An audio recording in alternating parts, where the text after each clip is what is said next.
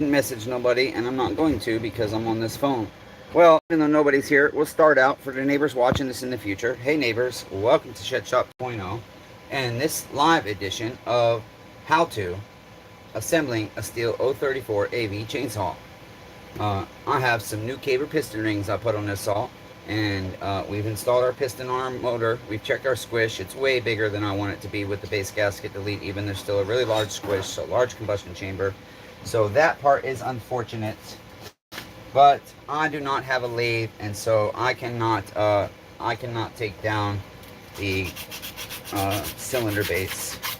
Now I have seen people take like a hard piece of granite or something and just take their sandpaper and put this on the granite and just work it back and forth. And I could do that, but that's a lot of work. And we just want to get this saw assembled and find out if we have all of our parts, see if there's anything else we need to order. And then after this, we're probably going to do a 017 assembly. The reason I'm doing live is because I've been trying to upload videos to the internet and it's not working. And so since I can't bring you guys the content that I have already recorded because it won't upload, I'm trying to do live events. This is scattered and it's going to be a messy live, but you know, just trying to give you guys footage the best I can. There is a large chance, sorry about this, but there's a large chance that the YouTube channel is just gonna die. Unc and I's finances are catastrophically bad right now, and it costs money to run a YouTube channel, and for a small channel it is hardcore 100% viewer supported. And with us, we don't have a lot of ads in our videos, and since we don't get thousands and thousands of views, we can't raise money by advertisement. I don't get sponsorships, and so when we can't raise money from our viewers, it makes it to where we can't keep the channel alive. And that's not you guys' fault, you know. It is what it is. And my health, you guys look at me, I look like shit. My liver medication is just wiping me out. It takes so much of my energy, that medication. It makes me so tired. It gives me severe muscle cramps, but I have to take it because if I don't, my liver will die. And so I have no choice. And it's not from alcohol or anything. It's partially drug use and just bad health inherited by my biological parents. And so I have bad genetics, so it is what it is. But hopefully we get an audience. I know it's the middle of the day. Well, it's the evening now, 6:19 on a Monday. So if you're coming in, go ahead guys, hit the thumbs up and go to the comments and tell me who's here. I'm trying my best to keep an eye on the chat on my other phone. So yeah, that's where we're at. And hopefully we can have a good, enjoyable live event with this chainsaw assembly. We'll see what happens. We'll see if we get an audience. Okay?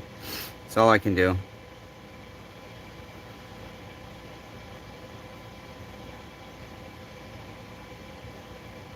There we are. I'll go ahead and give this a thumbs up to start it out. There we go. Okay, if you're coming in, go ahead and give a thumbs up and put a comment. Tell me who's here. Say, hey neighbors.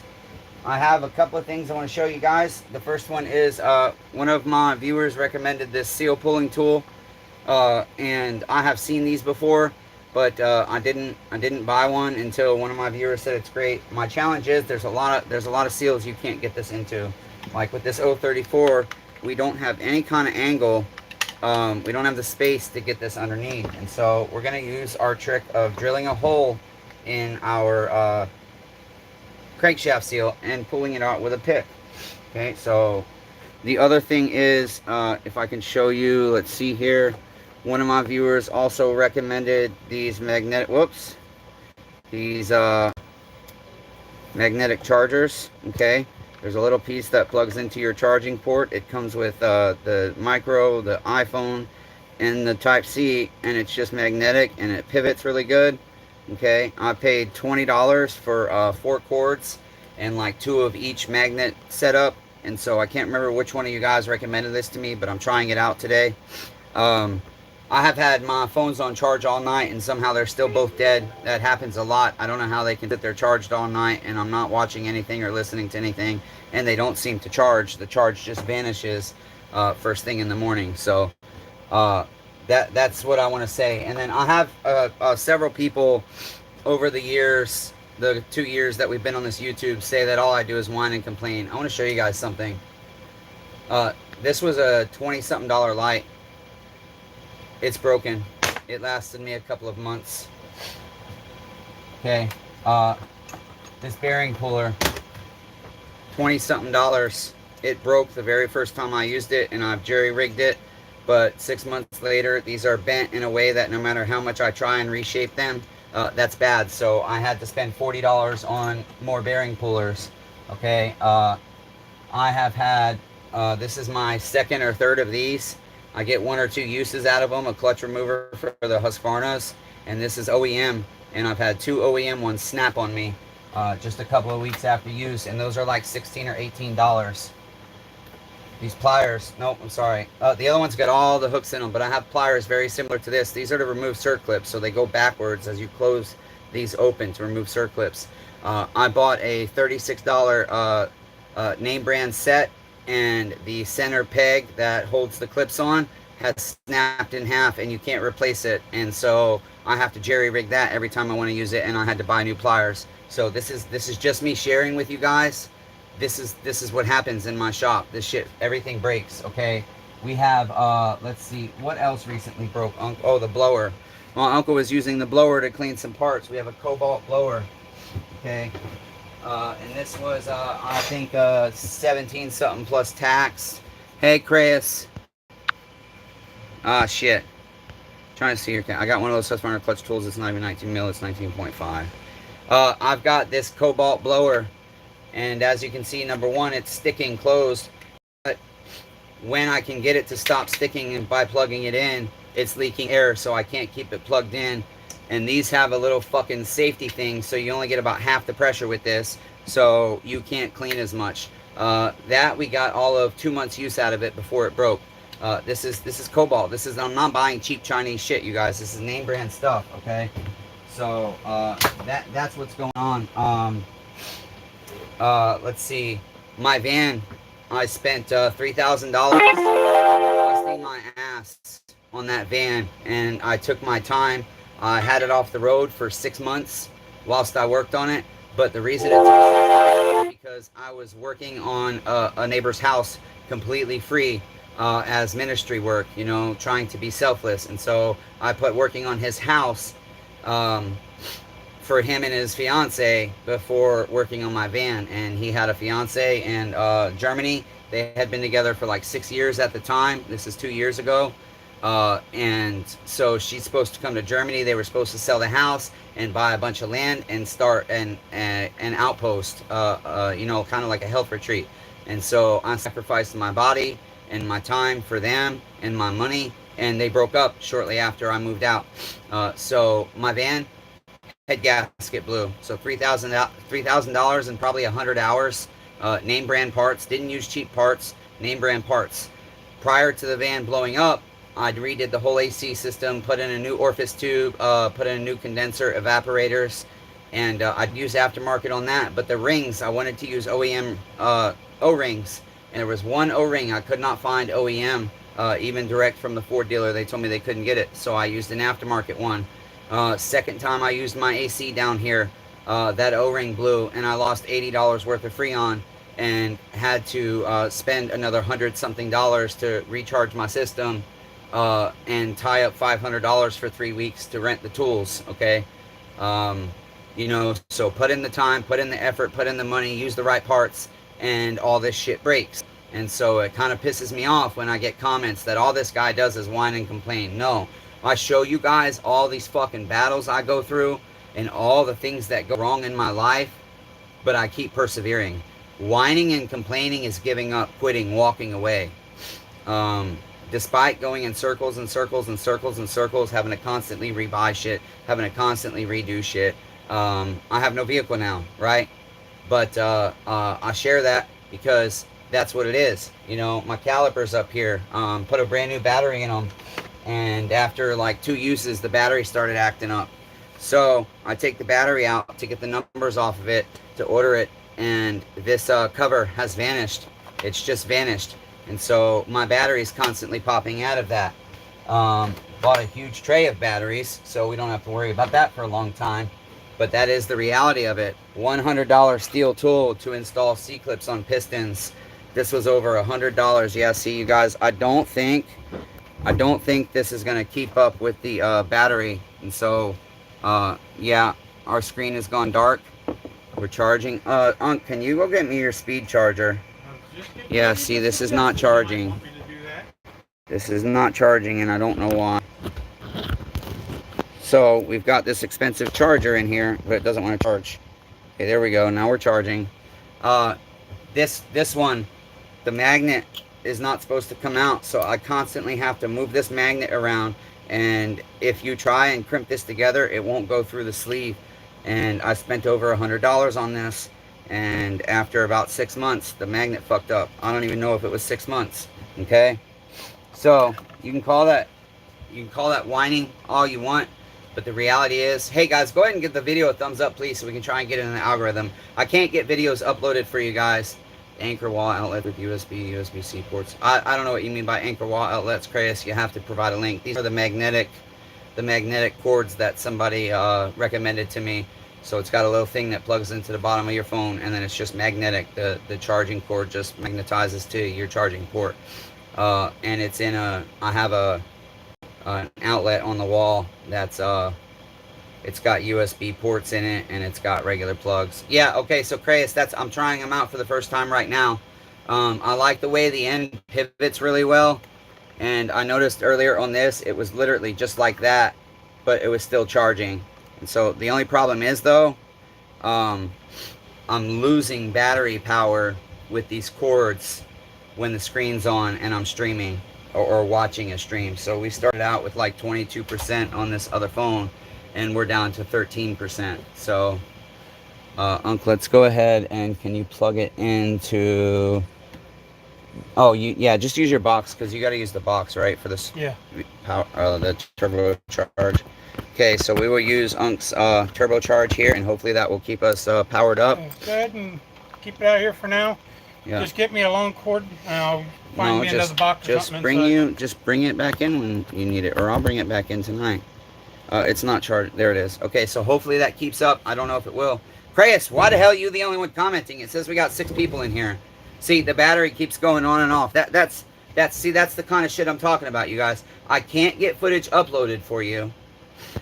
My dog's having seizures, and so I'm financially devastated. We can't raise money. 300 people tell us to do a fundraiser when when the hospital did us dirty and my uncle got sick. So I did, and I shared that fundraiser with all 300 people. We got 2 donations. In 6 months, we've had 2 donations. That's a live active event, or active GoFundMe right now. Okay, so what do we got going on that this doesn't want to charge? Okay, we are charging, it says. And so, again, as I say, if people want to view that as whining and complaining, fine. I'm at a point that I'm just so bitter and pissed off with the struggles I have to go through that fuck you, go somewhere else. That's how I feel, neighbors. That's how I feel. I try so hard to be kind to people that lash out at me and say offensive shit like that. But whining means you quit. That's what it means. Plain and simple. It means you quit. You give up. Let me show you what we purchased on eBay recently, and then we're going to go ahead and start this 034. So, oh, that's the other thing. You know, when you hear me say I don't have money and you see me spending money, well, it's on credit cards. And at this point, they can go kick rocks and they let you going on about things. Yeah, thanks, Chris. Appreciate it. So, because I did that 462 recently for Dan Bobby, this is what I bought, neighbors. We have a tree victim 462, and I wished I'd have noticed our clutch cover is broken, but it's still very usable. And we have to get a rear tank, but everything else on the rear tank is good. Okay, our wrap handle is missing too, so we have to get a wrap handle. But I paid over $300 for this, and we're gonna put a couple hundred into it. But these are retailing for $15.99 in my area, And plus, when you add the 9.75% sales tax, you're looking at about $1,700. And so I know once this saw is done and warranted, one of my professional tree guys will pay me $1,000 for it. And so that's a saw Unc and I have a potential to make $300 profit. The only bad thing is we're going to have $500, $600, $700 tied up into it until we find a buyer, because my buyer pool is limited. My buyer pool is people that want to buy assurance. I had a guy today, he bought my little 170. He lives right around the corner. He says, I was up late last night scrolling through Marketplace, and he has a Poland Pro. And then when his Poland Pro stopped working right, his neighbor let him borrow his Poland Pro. And he says, you know what? You can just keep that saw. He says he used his neighbor's once and it won't start again. He used his twice and it won't start again. And he actually saw mine hanging up. But nonetheless, he said the reason he wanted to buy from me is because of my warranty, and because I provide links for people to go see my YouTube playlist called Warranties Honored, etc. And so my prices are high, but my shit is warranted, and a lot of people don't warranty rebuilt saws, okay? And they'll say refurbished, but they have a $15 China motor on there, and they don't tell you that part. We tell you what parts we use. We tell you what's OEM, what's aftermarket. The other thing I purchased, and I feel we got a pretty good deal on this one. This is a partial 066, so he even threw in an extra flywheel. But our crankcase is good. Our piston looks good. Okay, I haven't spun it over yet because I can't do it by hand. Everything back here looks good. Our tank does not appear broken anywhere. We don't have a wrap handle, but like I said, we got 2 recoils. We got our muffler. We got our clutch cover. We got our top cover, and we paid less than $200 shipped for that saw. That's 066. Just the parts alone, we could make $600 if we parted out, probably. I'm guessing the motor we could get $100 for. The crankcase we could get probably $150 for. The rear handle, if we put the other parts on it, we could get $100 for that. And so what we're gonna do is we're gonna disassemble that, clean it up, see if we have the parts to make it a complete saw, and if we don't, we're gonna go ahead and part it out on eBay. So that's our recent eBay purchases. This 034 is not from the recent Don Lot 1K. This is a saw that I took on trade-in, and I didn't realize for the longest time, because when I looked up my rings on eBay, they have that the rings on this are the 46 mil by 1.2, but I measured the rings that are on my piston. And this is 2 months ago. I put the saw back away because I thought I didn't have rings for it. But I did have 46 by 1.5, and that's in fact what this piston takes. So now that we have rings, we're going to go ahead and start assembling this saw. Other people will say a saw's refurbished, but because they didn't take their tank off, they never saw something like this. Okay? The Chainsaw Redeemer will never, ever, ever, ever, ever sell you a saw with that shit on it. Ever. Even a service saw, I would not do that. Okay? So, even though it's aftermarket, we have a brand new AV mount. The other 2 are OEM. Typically, if I replace one AV mount, I like to replace them all if I can. But if they're in really good condition, which these ones are still nice and firm, you don't want them to stretch. When they stretch and move real easy, that means they're no good. So these ones are nice and stiff, which is what they're supposed to be, okay? They're not supposed to be able to stretch super far. So those 2 we're going to keep on. They're the OEM ones. We're going to keep them on because they're in really good condition. That being said, let's go ahead and turn it down to the bench and get to work, damn it, neighbors. Hey, those of you that can afford it, don't forget that super chat button, damn it. Even $2 helps the Chainsaw Redeemer and Grumpy Unk right now, okay? Just so you guys know. See, flip you over here. Yeah, like I said, typically, Crayus, that's what you should do. But, okay, what is it doing to me? It won't let me zoom out. It zooms in and zooms right back, or it zooms out and zooms right back in. So, give you guys the best view I possibly can there. Damn, Crayus, you're the only one in the chat. And see, that's the other thing. We bought this expensive mount, $40 from Walmart. Okay, had good reviews on it, and it broke after a couple of months. And, Blanche donated a stand that she uses, the same one, and hers works really well. But ours, the base is deformed. And so, you know, that's just our luck. We got a deformed stand. So no matter how hard we try to make things good and give you good content and have good stands for you and have good lighting for you, just the bad luck just keeps striking us. And again, it's not complaining when I say all this shit. It's just me sharing the reality, and here I am still. Look at my bench. It's a mess. Look how much longer it takes me to do saws on a live event opposed to just put music on and fucking go in my zone.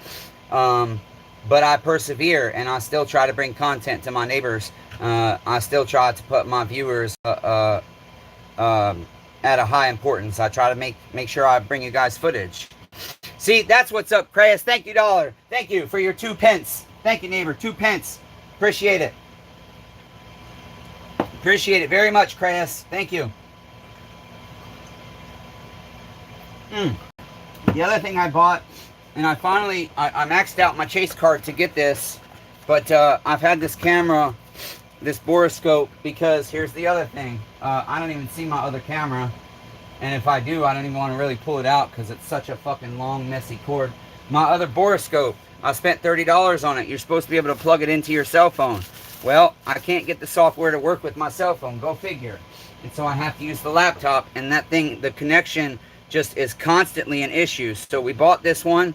It's normally like $79.99, but it was on sale. Plus I had some rewards if I used my Mercury credit card.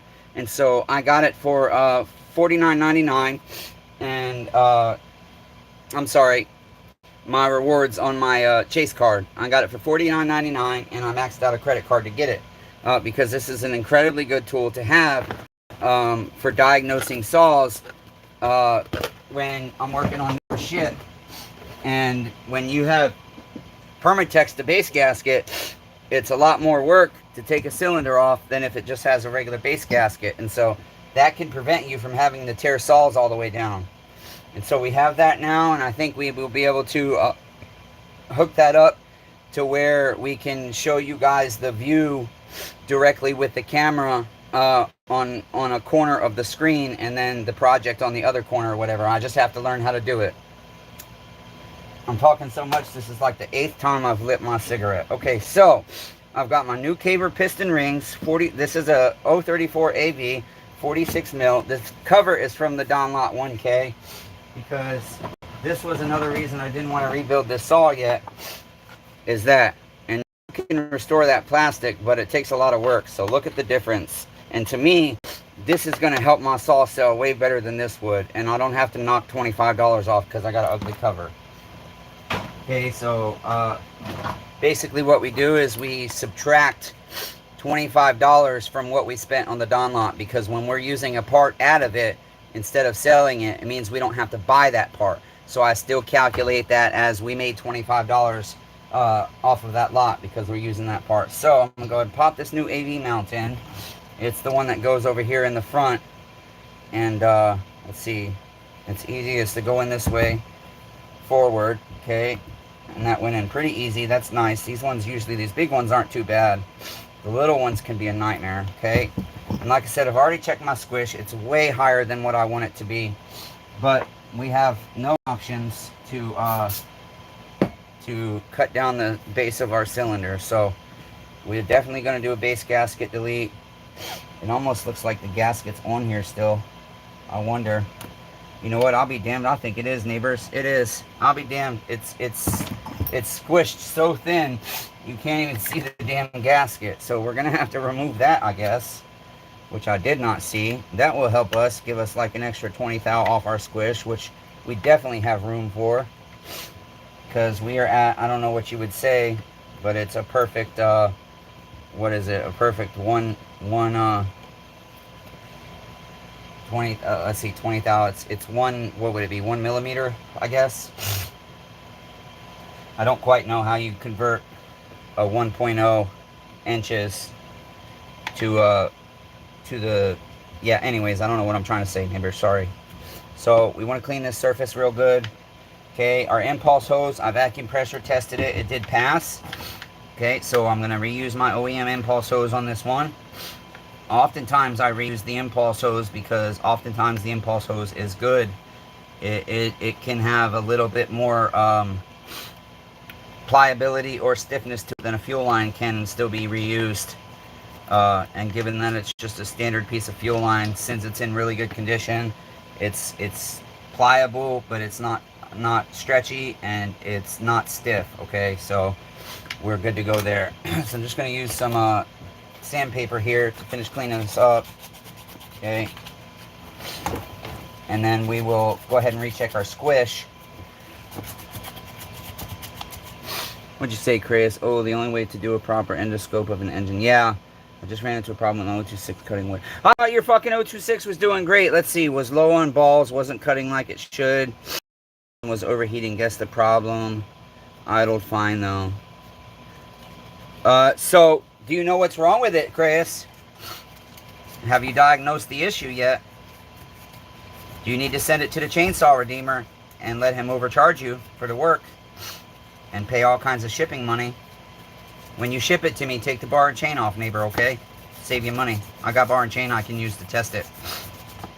There you go, neighbor. Let the chainsaw redeemer work on your chip. See, I show a lot of this stuff too because a lot of the saw guys, you know, they're doing custom stuff.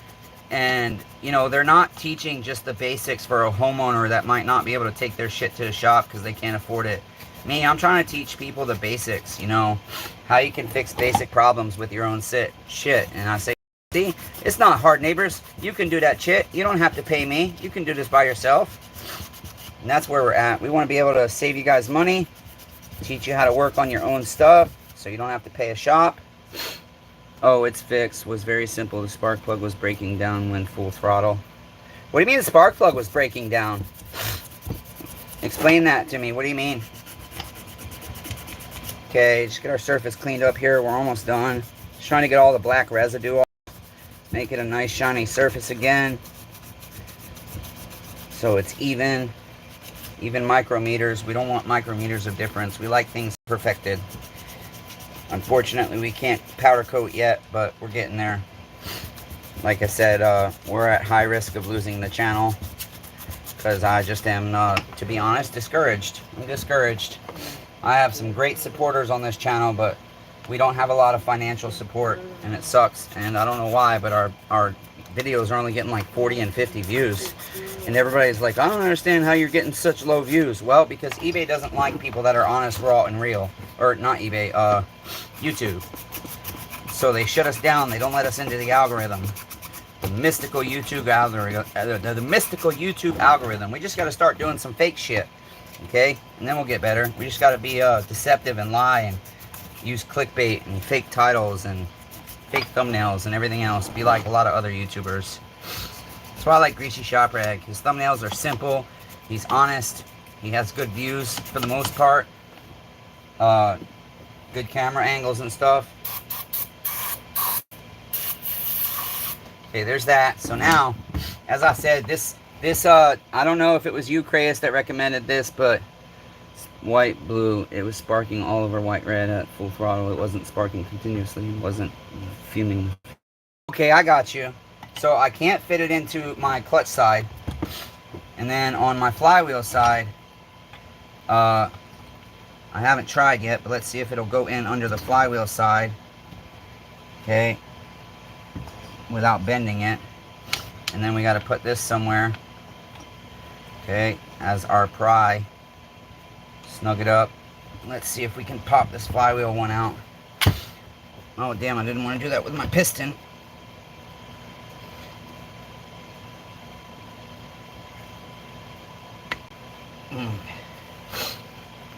I don't think we have enough leverage.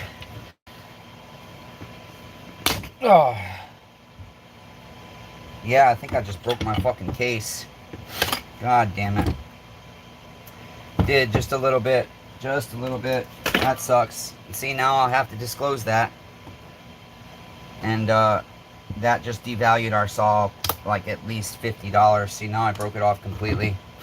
That's my luck, though. You know, I should have not put that there, but I thought I had it more over here.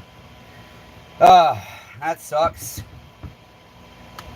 I mean, it's just a grommet for the coil wires. I'm trying to think, is there anything else that attaches here?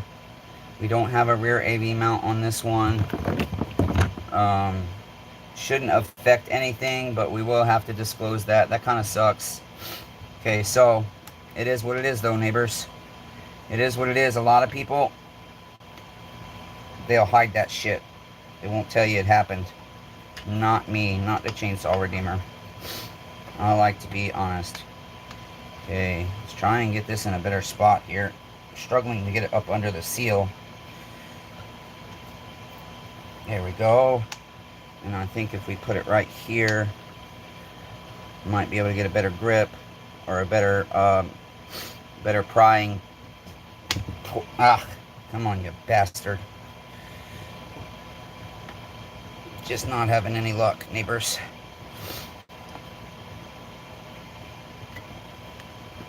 Ah, come on, sucker. This thing doesn't want to slide. Come on, slide forward, damn it. Thank you. Shit. Come on, you bastard. The fucking seal doesn't want to come out. Damn. See? There you go. That's what I'm talking about. That's the kind of shit I'm talking about. Is that whining and complaining that this is only the third or fourth time I've used this $25 tool and it just snapped on me. Now, there was a second piece with this, but I'm not certain what I've done with it. There was a second one just kind of flopping around. There it is. So let's see if we can replace that right there. I believe it was identical. It is. So that looks like a 5mm there. So let's go ahead and get a 5mm, and we'll replace that and see if it breaks again. But that is my luck, you guys. This happens to me all day long, every day. This is the kind of shit I deal with non-stop. It is just never ending non-stop. Never fucking ending, you guys. Never ending. Never ending. That's just our luck. Just the way it goes. But, again, whining would be, just throw this fucking tool on the ground and walk away and say, fuck everything. But instead, we just say, well, that sucks. We'll just have to keep trying. And if this one breaks, we'll just have to send this back and get our money back. But the problem is, it's probably been past the 30 days for the return window. And so, if it is, then we can't return this. But if it's not, I'm most likely going to go ahead and return this. And this is the exact one. Somebody sent me a link. Yeah, see, now that other one is, it's in there in a way that I don't think I'm going to be able to get behind this seal again. Push that one out of the way.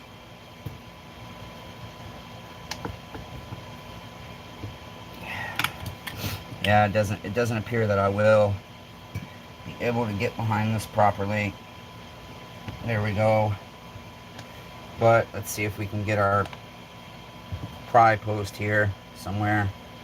Doesn't want to work. I have a feeling it's just going to break again. Come on, you cocksucker. Why won't you slide forward? Come on. Motherfucker. Just my life. It's just my life. I'm used to it. Used to it. You get used to it, but it still sucks. It doesn't make it any better. Yeah, that just straightened that right out. So, trash. Chris, are you the one that recommended this bullshit? Hey, Bobby, what's going on? I have an 038 Magnum. What a 038 Magnum worth in good condition? I do not know. I was looking at that recently because I have an 038 Magnum partial, and I was trying to see if it would be worth it to go ahead and rebuild it and buy the other parts. eBay is a very difficult place to price items because shit sells for a lot more on eBay. So basically, since that tool's trash, I'm going to use this pick that I use a lot. It's thick. So I can get that behind the seal. And yeah, Chris, these seals can be a bitch. They can be an absolute bitch. We're going to have to clean up these tools in just a second. The thing is, you don't want to damage your case, you know, so... Yeah, and this one's bending my pick. No seal has ever bent this pick before. And it's coming out, though. There we go. We got our seal out. And the other thing I hate is I order a bunch of stuff from Pharmatech, and especially when I order crankshaft seals for multiple models together, it's not labeled. This is how they send their shit, like this, or I show you another package they use. Okay. Or they'll be like this, but they never have a size or a model on them. It drives me insane. That's why I prefer to order from Highway, but it's hard to order from Highway direct, and to get anything replaced if you have a problem with Highway or Pharmatech is a nightmare. I'm glad I was... Lennis, what's going on, neighbor? Welcome. Lucky enough to make your live stream. I usually miss them and have to watch them later. I'm sorry, Lennis, if you email me or text me your phone number, I can add you to the mass text that I send out. I don't always do it, but I try my best. If you want to send me your info, an email or something, I can try. It's best if you have a phone number. I don't know if you're in the US. I can try to text or email you when I'm going live, so that you have a better chance at seeing the live event, neighbor. I'm glad you can make it too. And like I said, anybody that can use that super chat, if you're financially capable, we really need it, you guys. We really could use the help. Channel is 100% viewer supported, and it is sinking, unfortunately. That is the sad reality. Okay, so this drill bit's a little bit big. I grabbed the wrong one. Let me grab a smaller drill bit.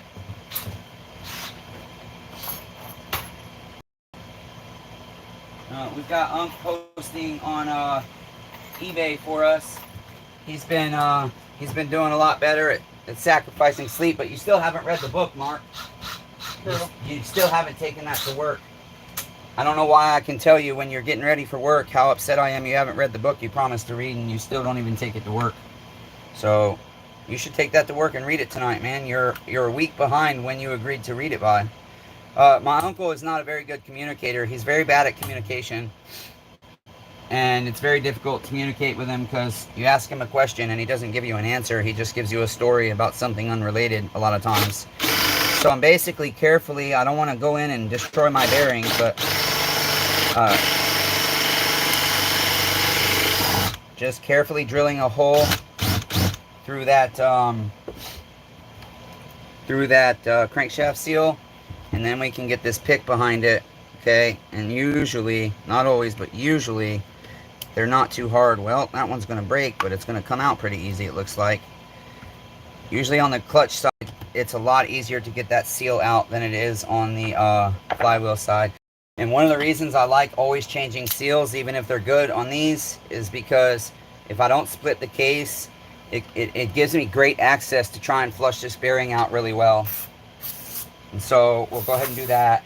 Put your safety glasses on. Don't be a dummy like me, okay?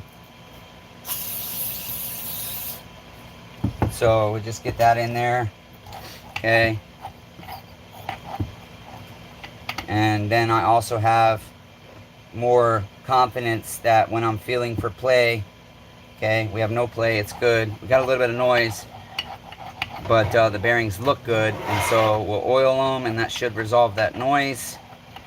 Okay, sometimes I think a bearing is good and it doesn't have no play, but it's what I call a spun bearing, out as hell. So we'll flush that with some air. Yeah, Chris, I've spent hours sometimes trying to get seals out because I don't want to mess nothing up. I mean, the good thing is if you do nick your case, you can use Yamabond, or even Anti-Seize is a really good product. Ted Neitzel, are you here, neighbor? See, I feel bad because I didn't text you, neighbors, that I was going live. And so I apologize about that, but I can't text you because I'm using the phone I usually text you guys from. Alright, so now that we've got that done, and we've got our base gasket removed, if anybody's never seen one of these, this is called a piston block. And what this is for is to rest your piston on to help you put your cylinder in. And then we've got a ring compressor. You can buy a whole set of these for like 10 bucks on Amazon or eBay, okay? And that compresses our rings so we don't have to use a screwdriver. You just get it as low as you can on your ring, okay, right flush to the top of the ring, and compress your rings like so. And then you can, did I oil this? I don't think I oiled my cylinder. So let me get a little bit of two-stroke inside my cylinder. I'm looking for it. There it is. Okay, we don't need much, just a little bit. And this cylinder looks really good. but the ring gap is like 0.036, and while a lot of guys will say that's fine, they'll say you can have up to 1 millimeter. I think that's insane. So 0.36 is too much for me, and plus those rings would need to be cleaned up pretty well. And so for me, anything over like 0.226 for a ring gap, 0.28 or 0.28, for me, I want to replace them. Okay, I really don't like having a large ring gap at all on a saw I'm rebuilding. So I'd rather spend the $14 and put new rings in it. Okay, so again, we've got that piston block that our piston can rest on, okay, and our compressor, and then we just slide our cylinder on, literally. And if we've done everything right, it will go nice and easy. We can remove that and then push this down, and that's why it has an opening. You can pull it right off the arm. Okay, so now let's go ahead, and I have to clean up these tools first and get them out of my way. See, these are to my other tool. That's another thing. This was an $80 tool, and it's guaranteed for a year, but they won't give me my money back. Okay, guaranteed for a year. After like 3 months, I messaged them and I said, hey, this is, well, it's Pharma, that's Pharmatech. And so they did me dirty, and they won't replace my tool. So I'm half tempted to buy a new one and then send this shit back and say it's broken right away. That's what I should do. I keep forgetting to do that though, because they're assholes and they promise a year warranty. And that's the thing, a lot of people that say rebuilt and they say, oh, you got a 30-day warranty. Well, you take your saw home, it won't start, and then they tell you, well, tough titties, neighbor, you bought it as is. You know, I don't do that shit. That's why my saws are priced so high, and that's why my buyer pool is limited, and it takes me longer to sell saws, because I charge $325 for MS250 with 18-inch bar, and to me it's worth every penny, because they retail for $449 plus tax, and sometimes they're at $479 here in Tennessee. So I figure if I'm 75% or less of the full retail price, and my saw looks really good and has lots of new parts and stuff, has acceptable ring, the bore's been measured, I do all that stuff, I feel it's worth up to 75% of retail. Okay, just like that 462, I will get every bit of $1,000 for that saw, because to me it's going to be 1,000% worth it. I might even sell it for like $11.50, because I'll have to spend $100 on a bar and chain. That's one of my greatest expenses, is bars and chains, because a lot of the used saws I buy do not have bar and chain. Let's see, it took me about an hour. Oh, I read that. The material ring seals, the metal ring seals are very tight. The metal ringed seals are very tight. Yes, they are tight, Chris. They are absolutely tight. Hey guys, go ahead and hit the thumbs up, please. And neighbors, if you can use the super chat, I hate asking you guys for donations, but we are 100% viewer supported. So even $2, Chris did us a $2 super chat, and last live event, a couple of people did $2. And so if we have 10 people that give $2 a piece, that's $20. So don't think that because you can only give $1 or $2 that's not enough. I'd say, oh shit, I didn't notice we're missing a fin from our flywheel. I'll have to look for another flywheel, because technically you got to break this fin to make it balanced. So I'll see if we have another flywheel, but for now I'm going to put this on just to check our squish. I did not notice that. I'm glad I just caught that. Okay, so we're just going to go ahead and literally squish this solder wire. We've pushed it to the cylinder wall at the top of our combustion chamber. Squish that a couple times. Yeah, that's a lot better squish. I'm glad I noticed that base gasket was still on there too. I can't believe I almost missed that shit. Okay, so now zero this out. Let's see what our squish is, neighbors. Okay, that's hella better. If I can hold this. Fuck. Fucking hands suck, man. 0.042, but it was a millimeter. So I'll take that. And actually, that's supposed to be on inches. There we go. We got 20 thou, 19.5 thou, so 20 thou. Just about 20 thou. That's perfect. You don't want to go any lower than that. That's the perfect squish. That sucks our flywheel is broken. I have seen saws run just fine with one fin missing, but again, I will look. Do you guys know, is the 028 flywheel the same as the 034? Actually, I can look at my part number. Let me see here. If it's 1118, it is. No, this is 1125. So I know I have another flywheel, but I think I will probably find a different flywheel for that. But for now, we will go ahead and, now that we know our squish, let's go ahead and take our cylinder back off. We will get our Yamabond put on. And then we will see if we can get our seals put in without having a nightmare. And again, my processes might not always be by the book. And I have had some people like using screws to pull together a crankshaft. I've had people say that you shouldn't do that, but I've done that for years and never had a problem. So I'm going to continue to do it that way because I do not have a tool, homemade tool, to push the crankshaft into the bearing in order to bring your two parts together. So go ahead and get those bolts out of there so we don't have issues with them. Don't want to lose them. And we'll go ahead and do our Yamabond here. Nice thin coat. You want to have a clean surface, okay? You don't want to have any oil or anything on your surface.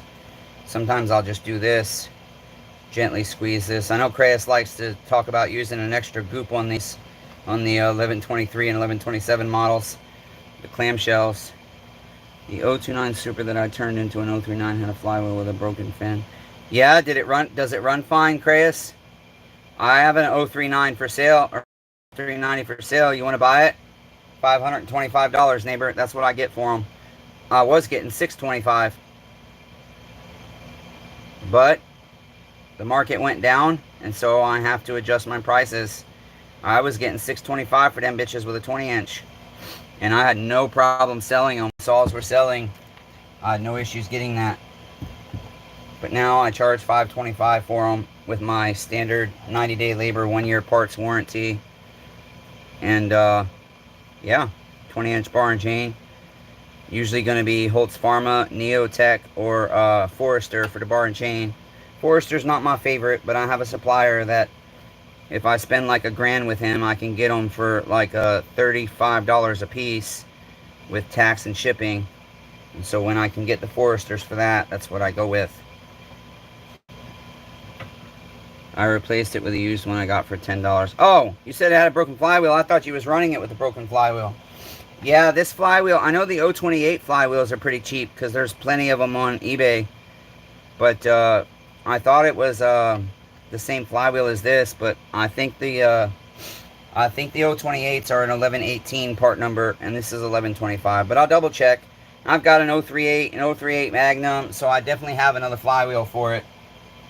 So I'm not too concerned about that. Now, obviously we have our Yamabond on, and so using our piston block there isn't going to work. Now, using this, yes, it's going to touch my Yamabond a little bit, but it usually doesn't take very much off, and if it does, I can usually very easily just add a little bit extra before I make my surfaces. And so it is easier for me to still use this piston ring compressor opposed to a screwdriver if I can get it in like the first shot. If I can't get it in 1 or 2 shots because I'm having to hold the piston with my hand, then I will. See, this is going to sit on that ring, but it usually doesn't. That's why I do this surface first too, usually, because that way it's set up a little bit. I think I let loose on my compressor. There we go. Okay, so I'll get that off very carefully, and then I'm just going to go ahead and check. And I look, and I've got plenty of material here still. A little bit weak there, but we have surfaces, so we should be good. We should get a nice seal here. Okay, go ahead and make this together. Hold it so it doesn't slip and slide. Go ahead and get a bolt started right away here. Okay, I'm looking to make sure I didn't put it on backwards. Okay, just snug that for now. And we'll go ahead and get one on back here. My bench is a mess. I don't like working in all this chaos, but it is what it is. I'm just desperately trying to complete projects. Oh, hey, Creus, I got a question for you, neighbor. You know the 271s and 311s and stuff that have the epoxy transfer covers? I'll show you here in a minute. Come on, why earlier I had no issues getting you in, now you don't want to go in, you little bastard. I've had those transfer covers have air leaks before, and a lot of times I can use JB Weld on the seam to stop the air leak, and then I just discount the saw like $100 and extend the warranty out to 6 months instead of 3 months, and I'll only sell them locally in case something happens. But my JB Welds, I've got saws that have been out there for 2 years, used regularly by homeowners that heat with completely wood and have lots of land, so they're cutting lots of trees, and it has held up. However, I recently did a 271, and I was not satisfied, or I'm sorry, I was not able to stop the leak on the transfer cover with my JB Weld. I tried applying JB Weld on 3 separate occasions, and it just didn't work. And so what I've done is, oh, you know what? I've already put that in the bin, damn it, and it's buried. Anyways, the transfer cover is off, and I'm wondering, Creus, what do you know of a product that would be a hard epoxy, you know, similar to whatever STIHL is using, that I could use on that transfer cover? Because I just don't know that JB Weld would be a good product to use for that. And having those transfer covers off, I can very easily just do some very minor port work to that, to the 271s and the 391s, open up the transfers, because they are very restricted. And so I was wondering, does anyone have any ideas on a product I could use to go ahead and reapply those transfer covers that are epoxied on? Does anybody have a product recommendation to reapply the epoxy transfer covers on STIHL cylinders? Let me know if you have any ideas. So right now I'm just trying to clean my surface really good where my seal is. And you know what? I did not freaking measure. I did not measure how deep this one sets.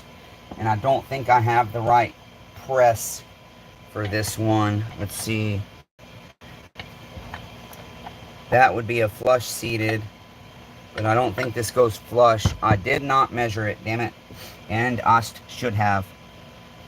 Oh, I think I see the ridge where it goes in. It's going to be recessed just a little bit. We'll give it a whirl. Hopefully we get it right. We're going to take a guess.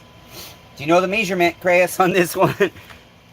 Hello from Colville. Ted Neitzel, there you are, neighbor. I was just telling the neighbors that I didn't send a text message out. And Ted Neitzel likes to get a text message when I'm going live, as do other members or subscribers. And I just forgot today. So, Ted, I'm still having issues getting footage uploaded. My videos will get partially uploaded, and then they just stop. And so, that's why, again, I'm doing live events. Even though it takes me longer to do my saws, I'm desperately trying to keep the YouTube alive. But we're not doing so well, unfortunately.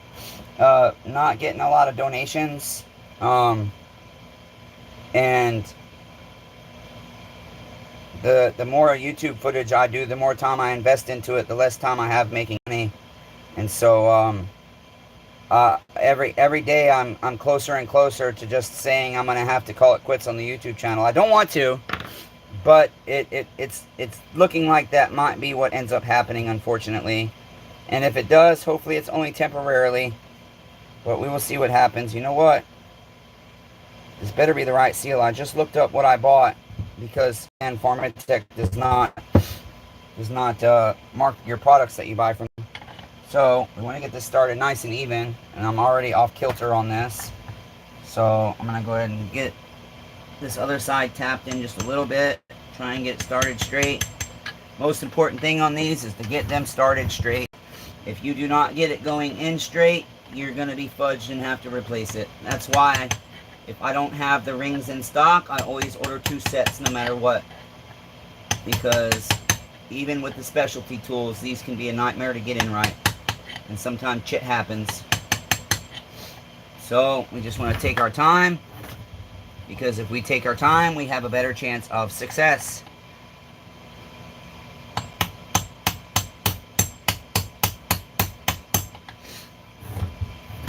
A little crooked here again.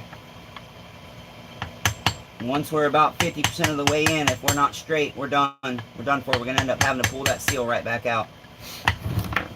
Oh, you can even take measurements if you want, but I'm pretty good with the eyeball on this stuff.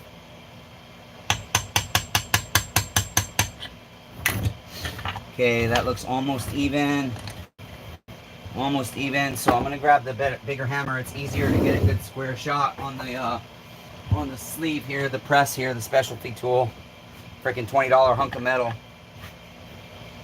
Which flabbergasts me that you are supposed to tap it in, but then it mushes the other side that is supposed to be for your clutch side. I don't think this is the right one for the 038 or 034, but it will at least get us most of the way better than a socket will. Okay, we're looking pretty good. Just nice and easy. I mean, you don't want to wail on it. Go nice and easy. Take your time.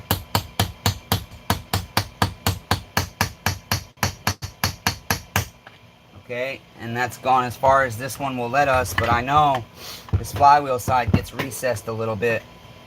Yeah, I just want to make sure. I think I can go a little bit further. Make sure we're nice and even. Yup.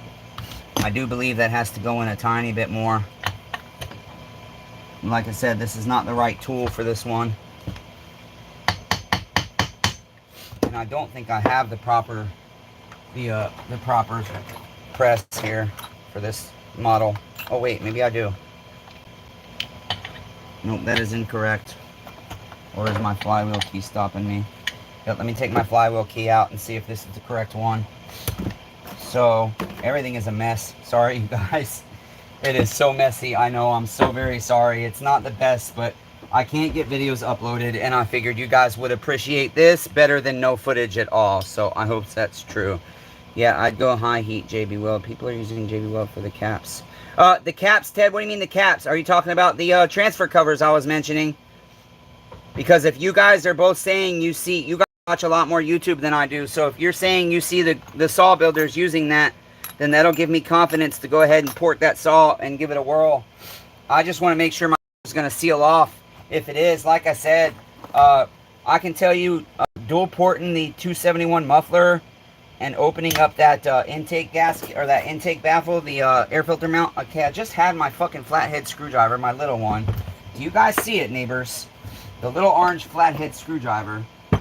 Let's start moving some stuff out of our way that we don't need right now to try and help us get organized. Yes, okay, great. So now here's my question though, okay? Which one? This one, right? Because this is more of an epoxy. This is the stuff you have to, this is the stuff that you it's like the putty, okay? That you have to squish it together, mix the black and the gray until it's a uniform color. And then you use it, okay? Which do you guys think?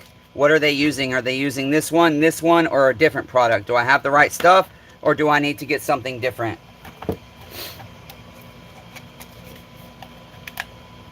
Okay, because this is, let's see, 3127 PSI, but it doesn't say anything about high heat on it. However, it usually says on the back the heat it can stand. 250 degrees. This goes up to 250 degrees, this epoxy. And this one doesn't have the info on it. I don't have, they just come in a tube like this. So, yeah, this is what I usually use. So I bought a new tube. Not sure, but I can ask and get back to you. Yeah, Ted, that'd be great. Okay, but Crayus, are you, put it on and clamp it. Yeah, I can clamp it, that's fine. Is this correct, Crayus? This one right here? Because this is the only JB Weld steel stuff that I see at my auto parts stores. If there's something different, please let me know. And if you have a link to something different that you see other people using, please provide me the link. Because I hate when I put a 271 together that's beautiful and has a great ring gap and you don't even have to re-ring it or put a piston in it, and it's a real clean, sexy saw, and you dual port the muffler, and open up your air intake, and then your saw is trying to run away from you because you have a transfer leaking. Okay, so yes, damn it, where is my little screwdriver? This is unbelievable. Okay, let me use this one. Try and carefully get this flywheel key out because it is in there good. There we go. Get our flywheel key out and see if that other sleeve is the right one for this saw, because I know this is recessed just a tiny bit, this seal. Okay, I should have measured it before I took it out. Okay, I'm waiting for your response, Creus. Is that the right stuff? Let's see, is this the right tool? Yes, it is. Okay, so this will recess it to that length, 1121, 893, 2400. Uncle, do me a favor. Look up this part number real quick. On Google, not eBay. I want you to go to Google search.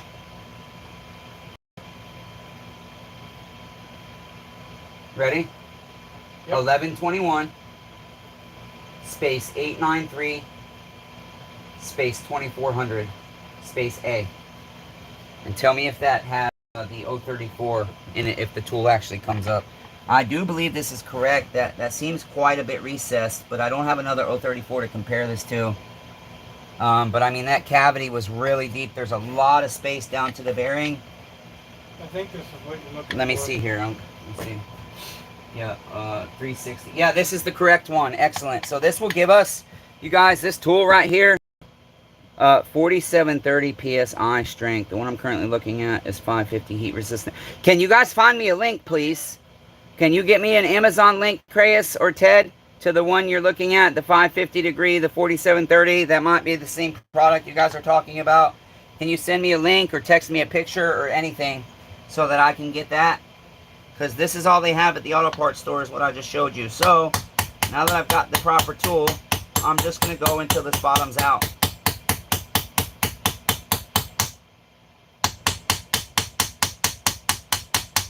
We are bottom. Whoa, that is way recessed.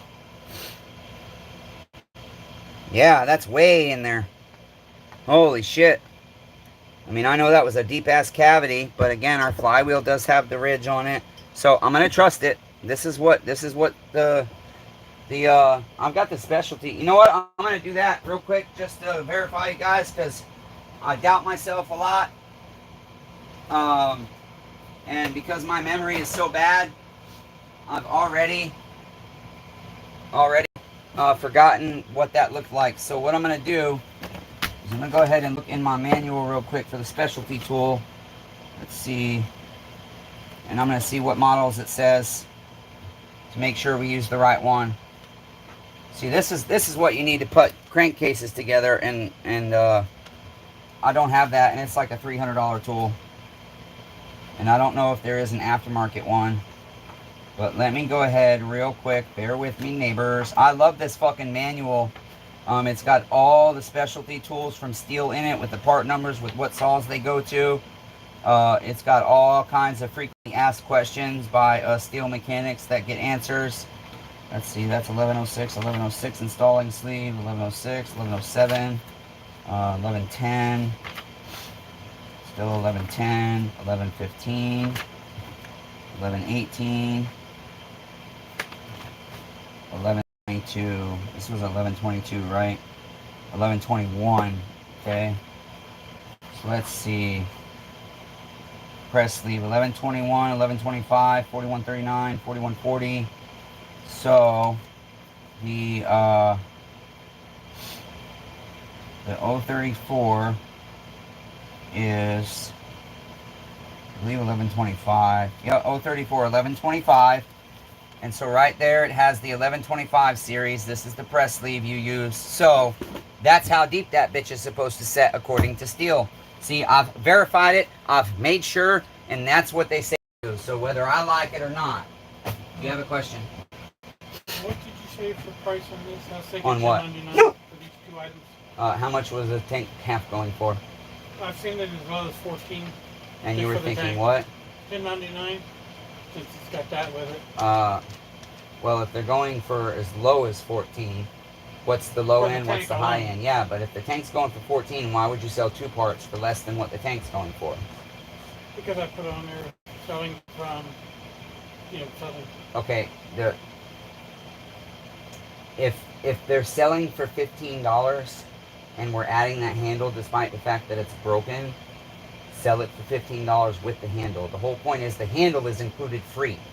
So we want to get our fair price for that, and that's just basically giving them an extra part. They're just paying a couple of bucks extra for shipping. And then shipping should be like I don't know, probably $12.99 for that is about what I'm going to pay. Okay, sorry, neighbors. Let's see. It's currently 8:68. Crayus, would you email it to me? Yes, you are correct on the seals there, Crayus. I'm pretty sure they are the same as well. But like I said, that just, when you look at that, it looks really deep. And I don't think the one that was on there was that deep, but it might not be the original seal. Okay, it does appear to be a steel seal, but it does not have any markings on it. Sometimes they do, sometimes they don't. They do look like the original seals, but hey, somebody could have put new seals in there at some point. Okay, so now we got our clutch side. Again, these are Pharmatex. I hate that they don't label what I'm getting. I have to guess. That's why I don't like ordering multiple models of crankshaft seals at once, but in order to save on shipping, that's what I have to do. Okay, we got to clean up a bit of a mess here to try and get a little bit more organized, you guys. And then we will continue on our journey of assembling our 034. There's my pretty cover. You guys like it? It's sexy. I like it. Okay, and then for the clutch side, I don't think this is... Let's see. I don't know if it's for the clutch side as well. I cannot recollect. But I'm looking for my grease gun. It's right in front of my face here. Okay, a little bit of grease. It says to fill this cavity, but that's a lot to me. And there's no plastic race on this, or cage on this bearing. And so I don't fill it all the way because it just ends up burning up anyways. So somebody once told me that this is literally just to hold the spring in. And so I kind of go by that concept with this side. Because I hate when I start a saw and I have to keep restarting it because there's so much grease getting burnt up, getting mixed in with our two-stroke. So that's what I do, and then we get a nice coating on our lip. That's going to be against our crankshaft. Okay. And then we will carefully go ahead and put this down there. And these, I always have a struggle with these to not have a protruding lip. I've never quite figured out the trick. You just have to get it just right. That lip always wants to pop out. You don't have much room to play with to get it over the crankshaft and then get it going in centered. Yep, see my lip is protruding, my bottom lip. These double lip seals are a nightmare. Okay, I might have to use a piece of tin. And even then I struggle with this. But, and the fucked up part is I think I just threw my tin away because it kept getting in my way. Let's see, I got a piece right here.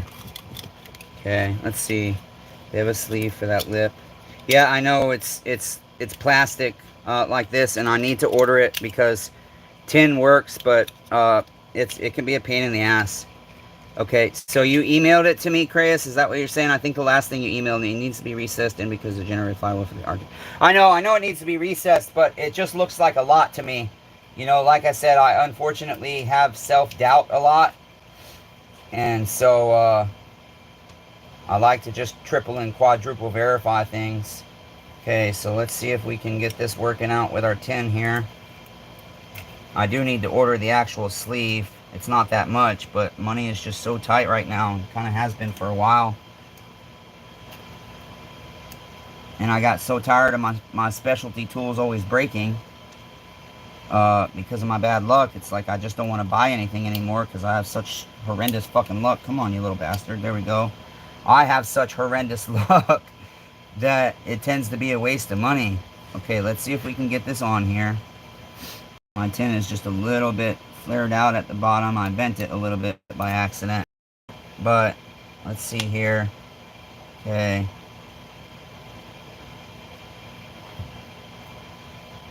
And this one, even though this says it's the sleeve, I don't like it.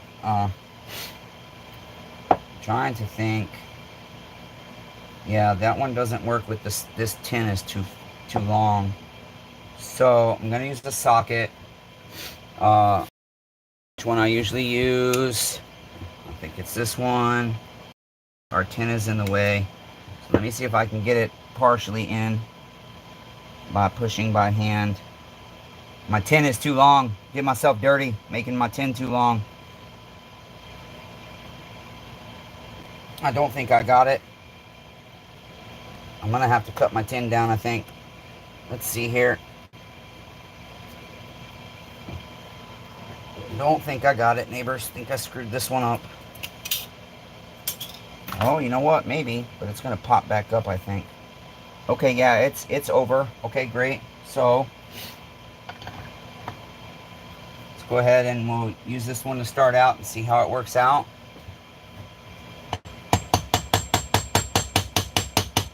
Again, severe importance on getting this thing centered. I don't like how small this is. That's what bothers me.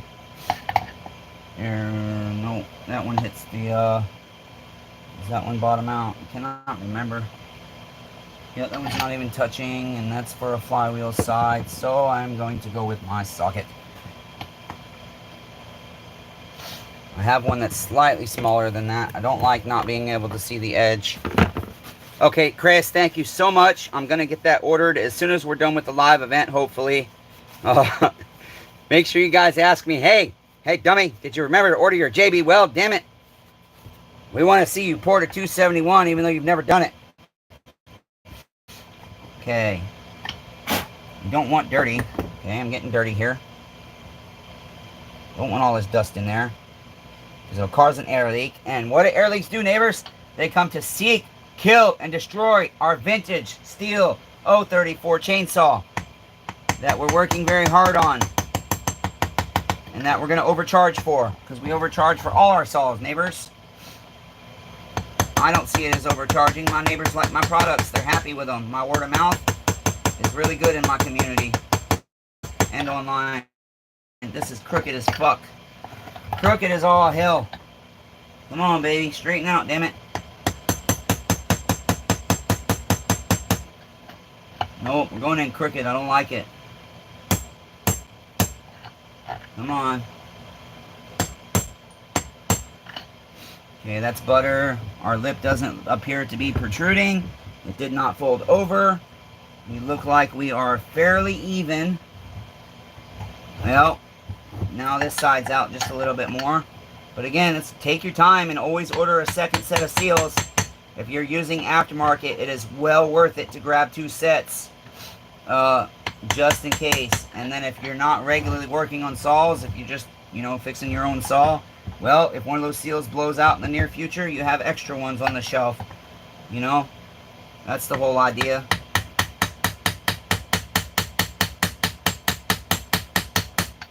Okay, looks like we're going in pretty good. And this one, I believe, will end up flush, if I recollect, pretty close to flush with the case.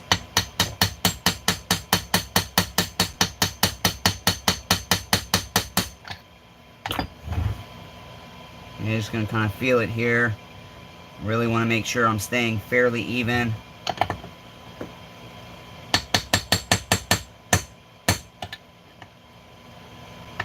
Now I need to use that other hammer again. It just gives me a better, it's heavier, so the light tapping works a lot better. That little hammer doesn't do much on these sometimes.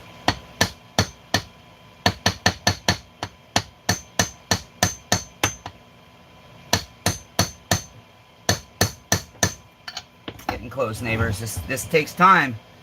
I like to make sure I get it right, okay, because air leaks kill chainsaws, and I hate to go through all this work, have this shit just slightly crooked to where it tears or something, or doesn't properly seal, and then I have to redo it, and that means taking my whole chainsaw back apart. I don't like going backwards. I have to do that a lot, so I prefer to take my time. We are almost there. We are nice and even. Our lip does look proper. I really hope it is. We are almost there. We got maybe a ½ millimeter to go. But they are very tight. These seals are very tight.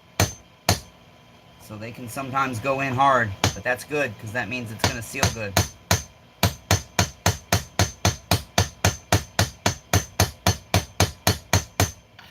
Okay, I think we were pretty much there. No, a little tiny bit more. We need a tiny bit more. Just nervous. I don't want to end up going too far and my bearing.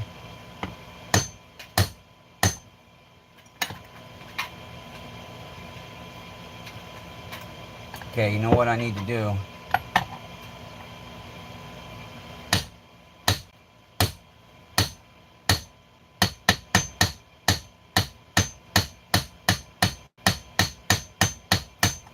Okay, looking good, looking good. Smoking weed, smoking weed. Rolling blunts, rolling blunts. Who smokes the blunts? We smokes the blunts. Hey, let me get a nickel bag. 15 bucks, little man. Put that shit in my hand. If you don't, then you know you owe me, my jungle love. Oh. Somebody name the movie. What's that from? Someone's gotta know. The one from STIHL is metal. The install sleeve fits around the bottom lip and fits snug with the 15mm crankshaft. Oh, okay. I thought it was plastic. I do have some sleeves. I have this one. This actually might have been the right fucking one, honestly. Yup, that's it right there, Chris. I think that's the one you're supposed to use. No, it doesn't fit around the bottom part of the crankshaft. You know what? I do think that's it. I do think that's the sleeve you use, honestly. I think that's it. I'll be damned. I had it the whole time. Well, I'll have to remember that's in there. Okay. I thought I didn't have that one, but I believe that was it. Does that look right, Chris? Does that look right to you, neighbor? Yeah, that's right, Chris. Does that look right, neighbor? See here. It's a cone in shape. Yeah, this is kind of coned, so it's wider at the base, and then it comes up and thins out. It's thicker down here, and the thickness is thinner up here, and it also narrows as it comes up. So your sleeve goes on this way, but this one goes flush to the end of the crank there. Anyways, either way, I think we've got it in. I don't believe we have a protruding lip. We are pretty much where I believe we need to be. Actually, I want to go a tiny bit more on this side. It's just slightly off being perfectly flush and even.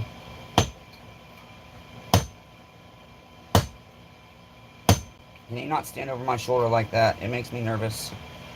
Sorry, I was just trying to watch. Well, get on the YouTube and watch. Okay, I think that's better. Yeah, that's a lot better. A lot better. Tiny bit more here.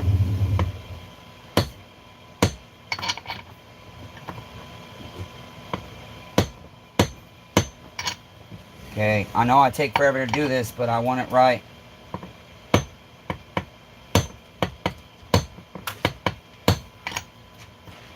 Okay.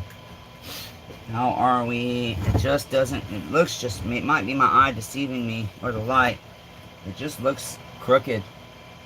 I mean, it's just a tiny bit, it looks. Try and correct that.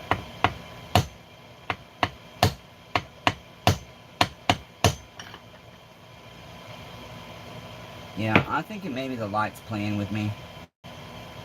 I don't know. No, because it doesn't quite feel flush on this one side here. I'll be damned. Might be redoing this one, damn it.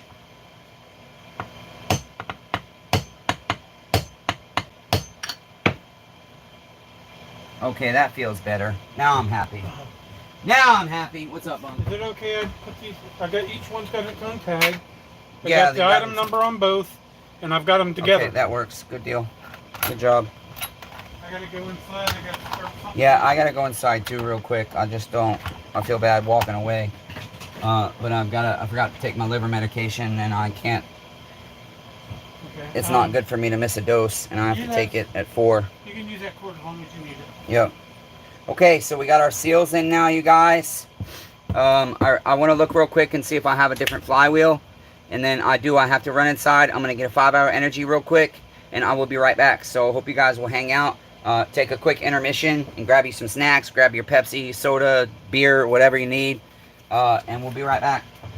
Thanks, you guys, Ted and Chris, for helping me out with that JB Weld, because I knew they had another one more step up on the heat But neither one of my auto parts stores. I have 4 auto parts. We have Napa, we have O'Reilly's, we have Advanced, and we have AutoZone. Even though we're in a small town, we're in a town of Hicks that work on their own cars, so that's why we have all 4 in this tiny town.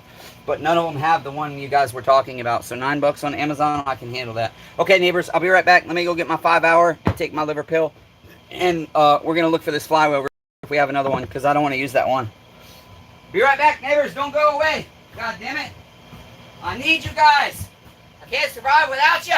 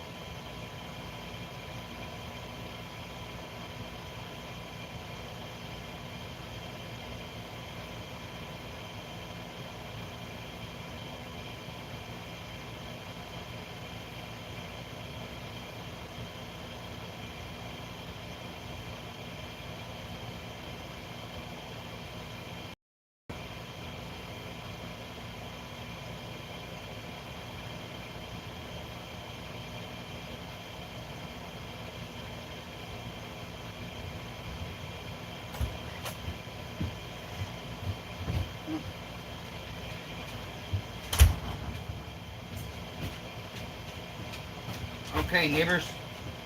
Just gonna look for that flywheel real quick.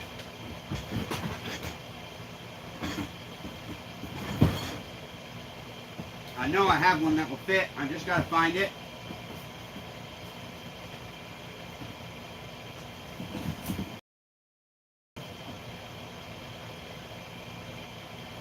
Well, hell, this one's so dirty. Okay, nope, that's not gonna work.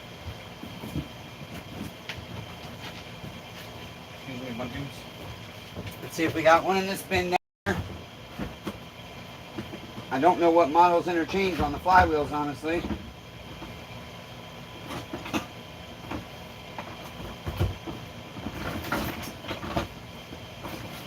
Nope, that's definitely not going to be the right one. Nope, that's an 1121, not going to work. I mean, it might work, but I like to be sure I'm using the same ship. $481.11 per month. And if I don't take it, neighbors, I die. So guess what? If you can use the super chat, please go ahead and do so. If you can afford a membership, please go ahead and become a member. That way we don't have to quit the...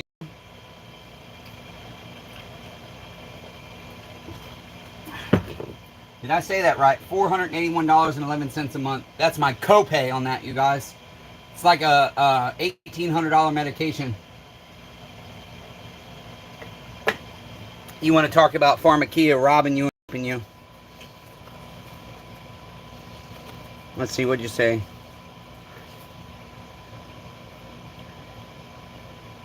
Should be flush against the outer seal lip. In this case, the bearing lip, the oil pump rides on. At least I think it's the clutch side. Yeah, it's going to be the point to order things online. Okay, gotcha. Gotcha, neighbor. Gotcha. Ted Neitzel, I haven't got your bar out yet, neighbor. I need over there. Okay, where are we at? Right here. Okay, I need this area available to me because your bar needs rolled out, and I know you don't have to roll it out. And so I don't want to send you a bar with a rail gap that's too wide. That would be doing my neighbor dirty. And so, wow, look how blurry we are. And so just give me some time, Ted, and I will get it out. I promise. You know me. I take forever on shit. I'm sorry, neighbor. Okay. So we had on here, it has this little washer. Whoa. And yeah, see, now I am wondering, we may have went too deep. I'm going to have to look that spec up. We might end up having to go backwards to that too. Okay, now, I'm thinking, where would I like to go next? I definitely have to replace that. I've got my AV mounts in. Got the rest of my parts over here. So, I suppose we just kind of start putting stuff on. See, this is the other thing. I hate that I have to put this rusty ass muffler on this saw, but I do not have a sandblasting cabinet yet and cannot afford it. I've got the walnut and the other materials, sand and stuff, to do sandblasting. I've been buying that shit little by little, stocking up, but I cannot afford the sandblasting cabinet itself just yet. And so, unfortunately, again, the amount of time it takes to do a muffler here lately, I don't have the time, and I don't have the energy. And so you might not think so, but having a nice freshly painted muffler really helps draw attention to your saw. A lot of people don't care about a muffler being rusty like this, but even if it doesn't devalue the price of the saw, that the muffler has surface rust that will very easily come off with sanding. Even if it doesn't devalue the saw, it still devalues the attention that the saw will draw online. So I don't like having to use rusty mufflers. Yeah, appreciate you, Ted. Thanks for your understanding. I mean, I know it's free shit, but still. You know, I had a member, I told him I was sending him something, gifting it to him because Blanche has gifted a couple things to us, and he stopped talking to me, and I didn't even know why. Well, it's because he thought I was doing him dirty like the rest of the world does to him, and that I was lying about sending him that. Okay, I think there is a spacer that goes with this muffler. Yes, here we are. Here's our correct gaskets and spacer. We'll clean these up just a bit. Okay, I'm going to go ahead and throw our muffler on now. Just because it's easier to get on before we add the handle and stuff. When we don't have nothing in our way, this muffler is nice and easy to get on. So, like I said, you guys, I know these live events are long. I know there's no editing done, but I cannot seem to get videos to upload. I've tried from my phones, both my phones and the laptop, and the PC, and they get like 38 to 39% uploaded and stop. And so that's using cellular data, and on the computer using my HughesNet Wi-Fi. And so I just figured, even though we don't get a lot of audience on these, we usually only get 5 to 10 people watching, but those 5 to 10 people are the people that would rather have this than no footage at all. And so I'll do this for you, neighbors, even though it takes me a lot longer than just putting on music and fucking hauling ass putting this all together. I almost didn't start the YouTube, but I figured, you know what? No, that's not right. I'm being selfish just because I don't feel like doing it. it's selfish to get discouraged because the channel is not doing so well and we're not getting even 100 views on our videos lately, which is just fucking odd. I know you do, Ted. That's why I do it for you, neighbor. I know you appreciate it. Oh, I got a guy that has reserved an 026, Ted, so having your cylinder has allowed me to be able to fulfill that order. He said he had to re-sign up for PayPal, and so it was going to be a few days before his deposit came through. And once his deposit comes through, we'll go ahead and start building his saw. And now he's paying almost $500 for that 026. Here's why. Because he wants a brand new 16-inch steel bar with 2 chains. And the 16-inch bar costs more than the fucking 20-inch bar, which is crazy. And so that was over $100. And my 026s, I really do need to lower the price on them, but since I haven't had any issues selling them for $375 or $400, it's kind of like, well, if people are going to pay that, why would I lower my price? Even if it takes longer to sell, I make more money. So we'll see what happens. But right now, saws are not selling at all. I did sell a small saw today, MS-170 16-inch for $165. That saw retails right now at the steel dealer for $199. Okay, if I can remember how these go, I believe it's gasket, spacer, gasket, like so. Here's our 2 muffler bolts for the inside. And let's see here, like so. Get those lined up. Get that other bolt through, like so. And we go ahead and put it onto our cylinder, like so. Wait a minute, do we got that right? We do. Okay. Try to make sure I didn't have it upside down, you guys. Dyslexic, you know. Dyslexia is a bitch. Especially when I'm ordering stuff, man. You know, a lot of the companies have part numbers where the last 2 digits are just, instead of one part will be a 1 end in 1-8 and the other one will end in 8-1. I can't tell you how many times I fuck up my parts orders because of that, because of my dyslexia. And then their part numbers are so close together, it makes it even worse. Okay, for now, I'm going to lose this, leave the spark arrestor in this saw. Normally, I would just take it out. I believe this muffler had a baffle, but I took it out. Okay. I don't like muffler baffles. They can go suck my dick. That's how I feel about them. Clean this up just a little bit. I should have done the other one too before I put it on the saw. But do the best we can. It's not always perfect. We'll end doing a piston inspection after we seat these rings anyways. It is moving forward with the new transfer port covers. It's definitely worth it at that price. What's worth it at that price, Chris? You talking about the 026? I got a couple of 026s to build. And Ted donated a very, very, very nice. Yeah, Ted, I put some new rings in that. And the ring gap is 0.04 with a new caber ring. So that cylinder wall has lost no material at all, Ted. That was a damn good cylinder, and the Chainsaw Redeemer fucking loves you, neighbor. Okay, I'm looking for the rest of our muffler bolts, but I don't see them in here. Which is perplexing. We've got more hardware over here, but no bolts. So let me look in my box here. And then we've got our original air filter. I just like to keep them. I don't know why. A hoarding problem.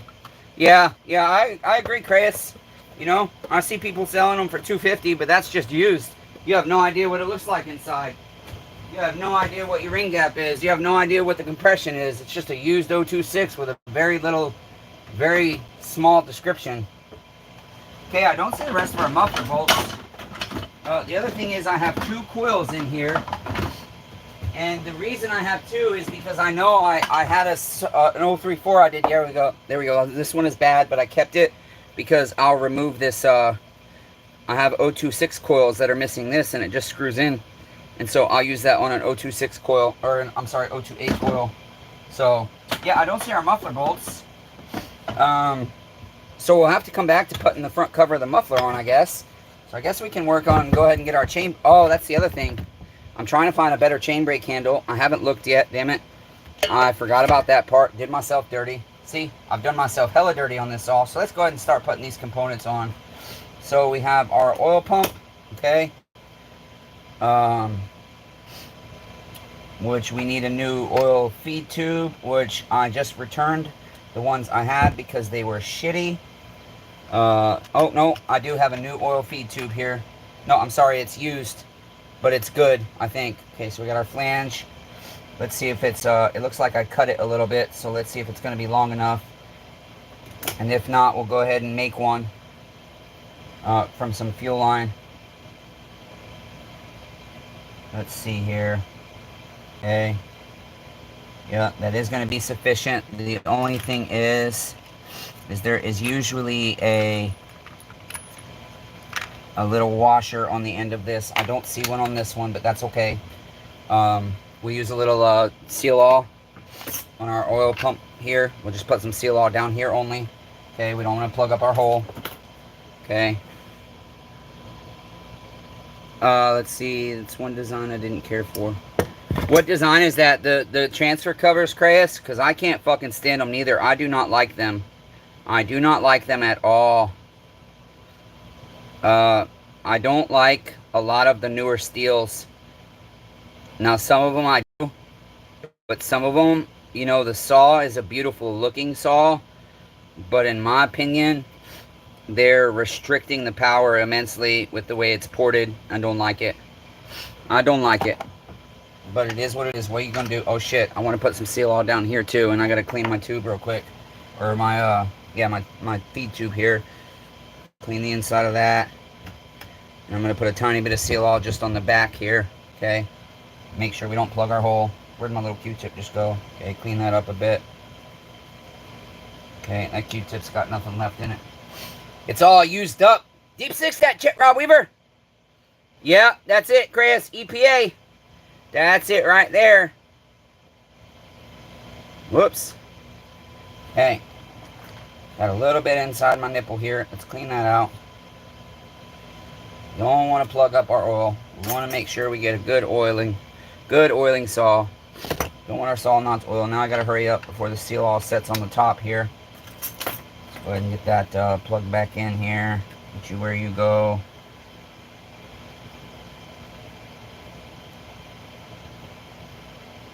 Come on, baby.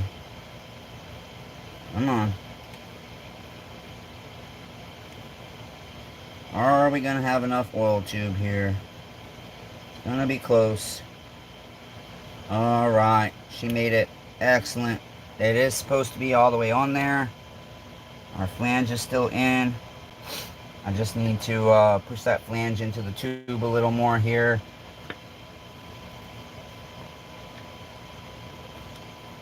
No, you go inside the tube more, you little bastard. Come on, you little bastard. Yeah. Got to be recessed in that tube a little bit more for my liking. Okay, there we go. Woo! Open that back up. Okay, so that's good to go. Let's go ahead and bolt that down if we can find the right screws. Let's see. I need to see if I have any screws on my bench here because I feel like I am missing some hardware to this saw and I very well could have robbed it for something else. But we just have a hell of a mess here, so let's get cleaned up a little bit again. Get a little bit more organized. Okay, I don't know what all these rings are for, so we'll just set them there for now and get some of this trash out of the way. That broke off of our tool that we're going to return. Not using the hammer at the moment. Go ahead and get this pick out of the way. Okay, we do need to do our recoil. Don't know about that spark plug. I might reuse that. Doesn't look very used. I don't usually reuse spark plugs though. Okay, I think these are for my oil pump. They're with my chain tensioner, so... Nope, they're going to be for my chain tensioner. This one has two. Ah, damn, where is all my hardware to this sumbitch? Okay, yeah, two for our oil feed tube. Okay, let me get the Loctite. I might have to pull some screws from my my stockpile there. It frustrates me. It really does. I get so mad when I don't have the hardware I need to do my project right in front of me when I feel like it was all there before. So I am Loctiting these old saws. I do like to Loctite the oil pump bolts, the majority of the bolts on them. On the oil pump, I'm using red. On the recoil and stuff, I'll use blue. Okay.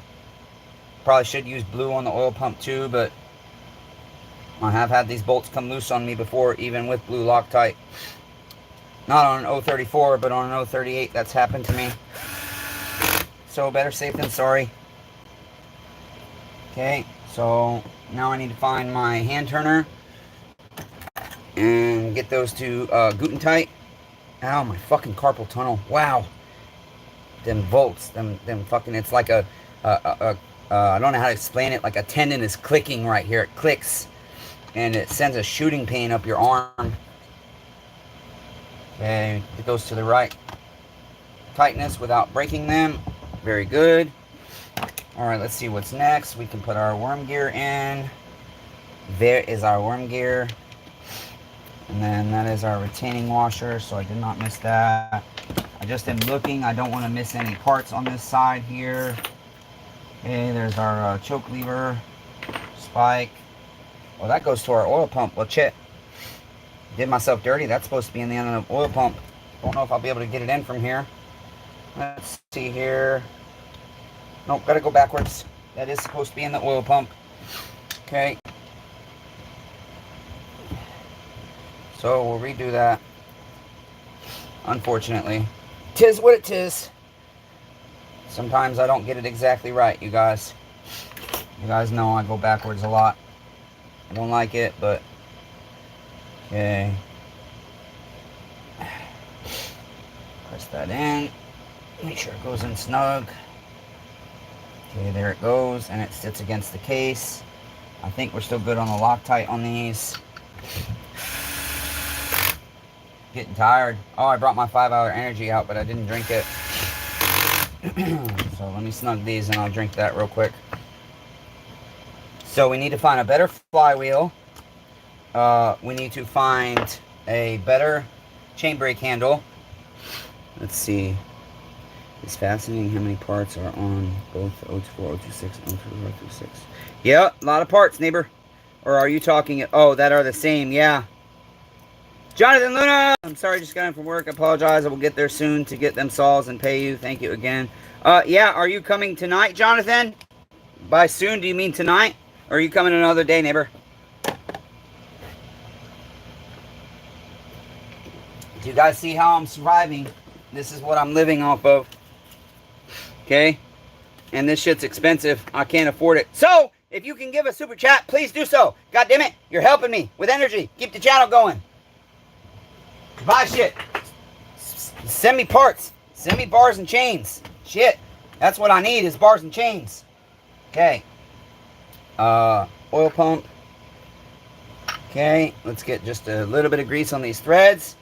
And, everybody does things differently. I'm not saying my way is the right way, but I have always found if I do just a small amount of grease on these, they do better. Okay, I don't do a lot. I just literally just fill my threads. Okay, just to help decrease friction, decrease heat. Okay, I can hear our pump.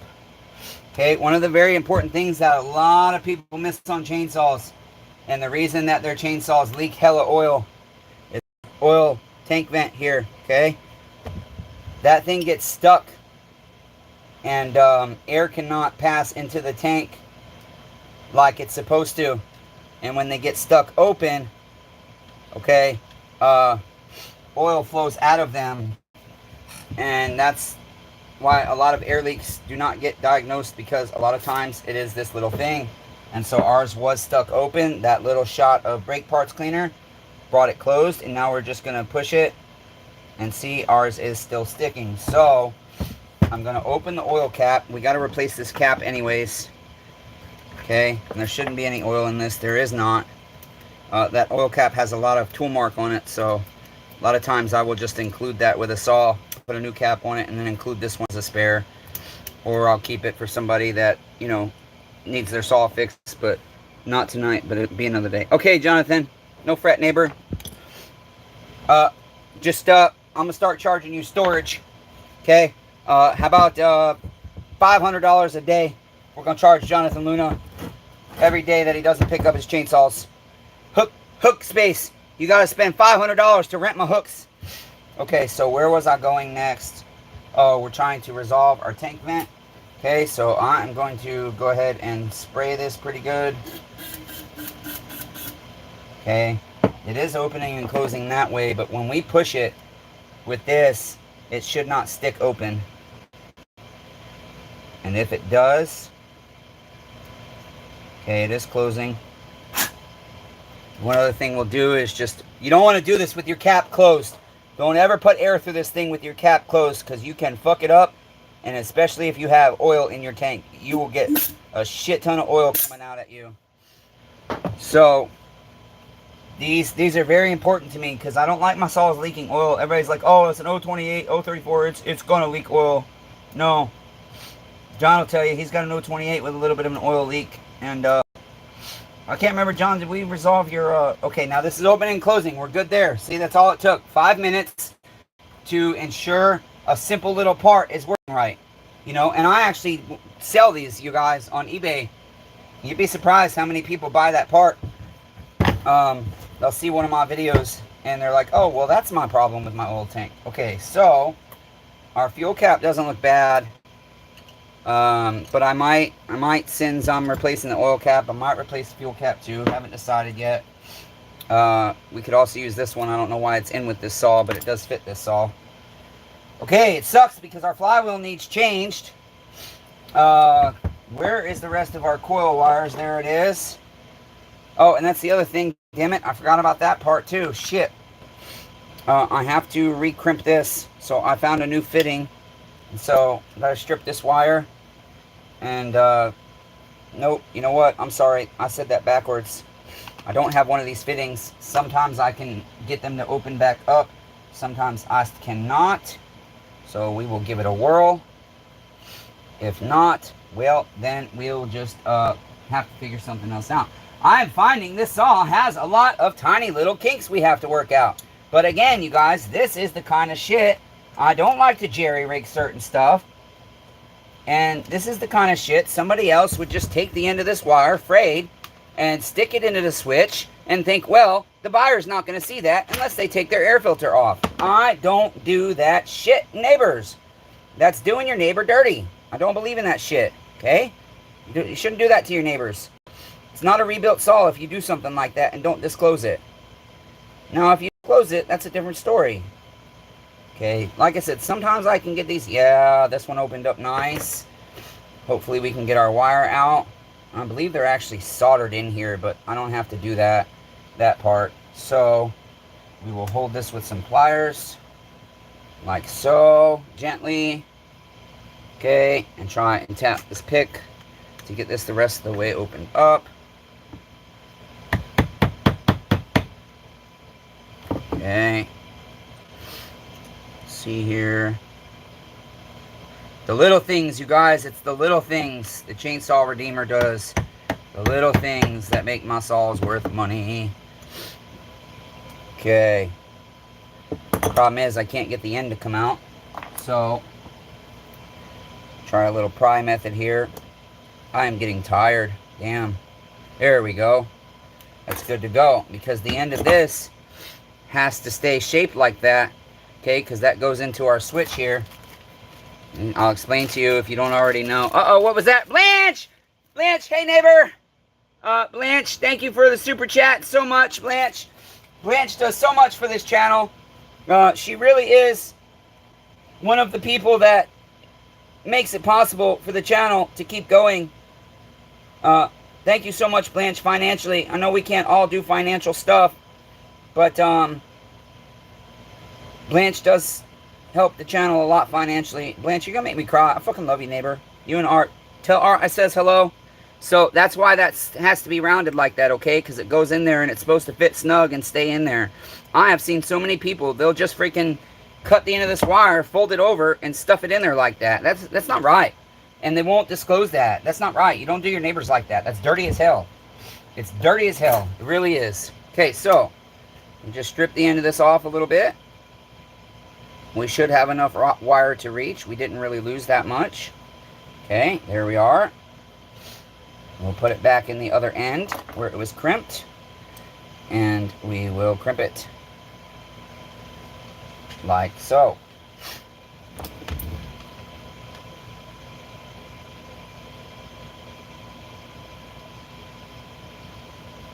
Blanche, I haven't talked to you guys in a little while. How are you and Art doing? Oh, not feeling well. Just going to listen today.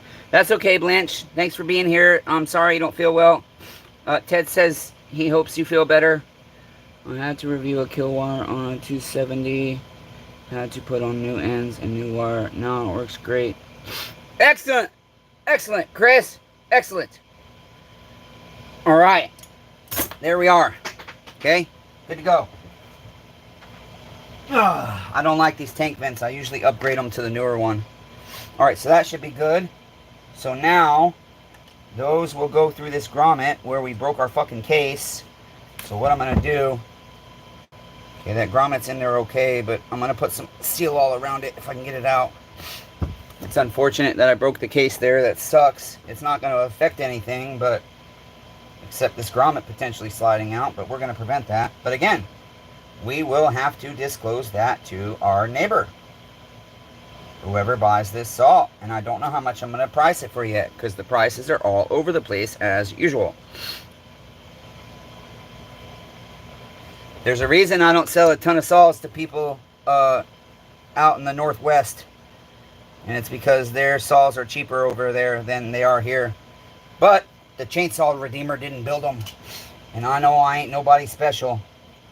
I know there's guys that do hella custom work and way better than me, and you know, but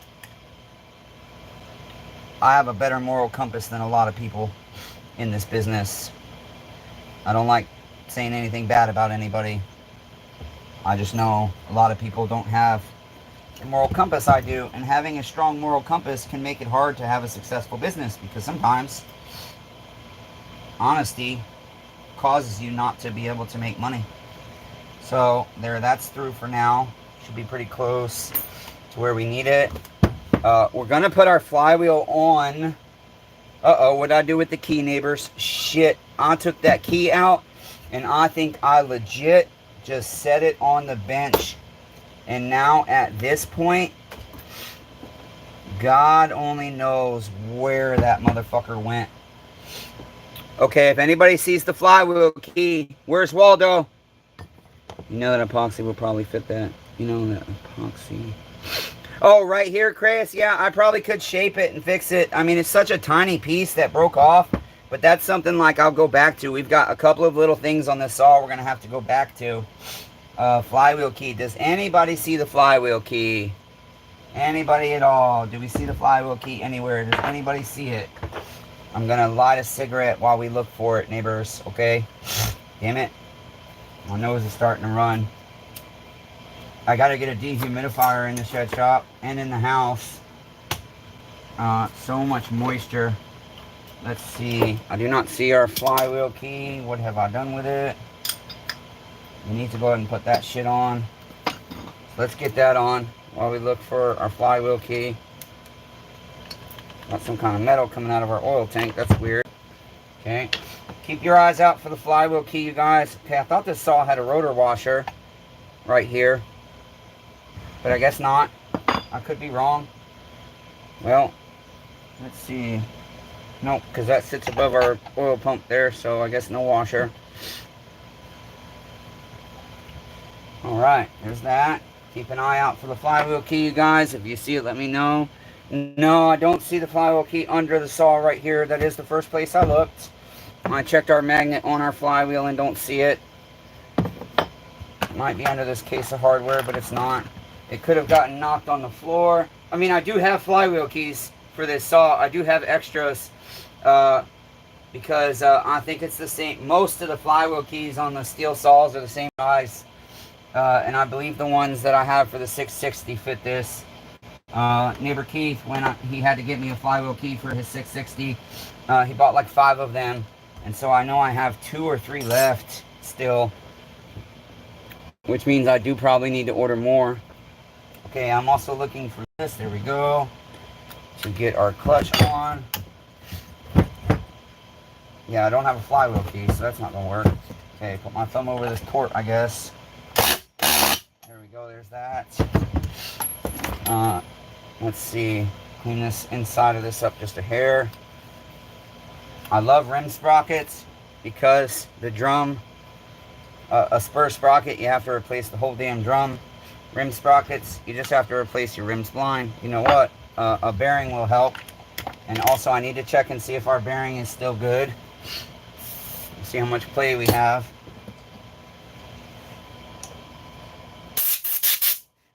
I'm looking on the floor as I move around. I don't see the key. I see a couple of various little pieces of metal. That's not the key that I just put up there. Let's see. Yeah, I don't see it on the floor. I don't have the magnet tray up here, so it probably is not stuck to that.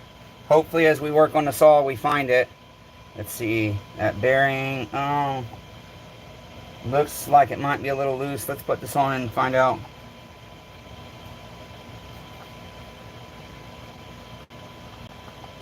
Yeah, I think I'll replace the bearing. So let me get a new bearing here. You guys like my springs, and I just got more today. I love this shit. Does that make anybody else excited? Like that makes my balls tingle, honestly. All my big huge things of OEM steel hardware, they just get me excited. All these bearings, that kind of shit just gets me excited. I like it. Okay, let's see if we can find a new one. I prefer not to use used. Let's see here.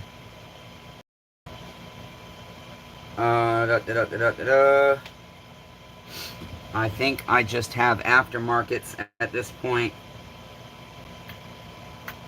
But we gotta get the right size.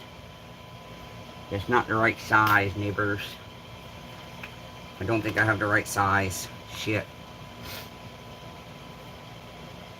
That one's a bit too tall as well. I'm surprised I'm out of OEMs. This one's gonna be too short. Nope. Yeah, nope. That's it right there. Okay, there we go. It's aftermarket, but it'll work. Damn it, my lid came off my organizer. Check.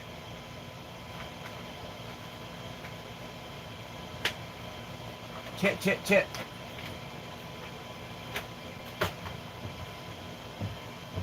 Yeah, Ted also, you guys, Ted turned me on to the Super Clean product.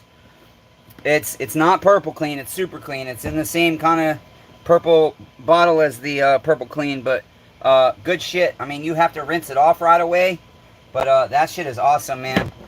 So thanks again, Ted Neitzel, for that. Ted's turned me on to a lot of good products. So have you, Crayus. You know, just shit, you know, when you're out of the business for 10 years, you don't know what's up and new.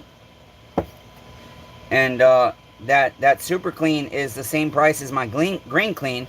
And I like that the Green Clean is all natural, but the Super Clean works way better. Just way better in my ultrasonic. And again, it's the same price. So, okay, lining our notch up with our worm gear arm here. Uh-oh. Here we go. Okay, there's that. Get our rim spline on. 3/8 7 tooth. 17 mil. Inside diameter. Get our OEM retaining washer. I always like the old school retaining washers. Uh-oh, why don't you want to go on? Has somebody banged the end of this crankshaft before? We'll have to sand that down just a little bit.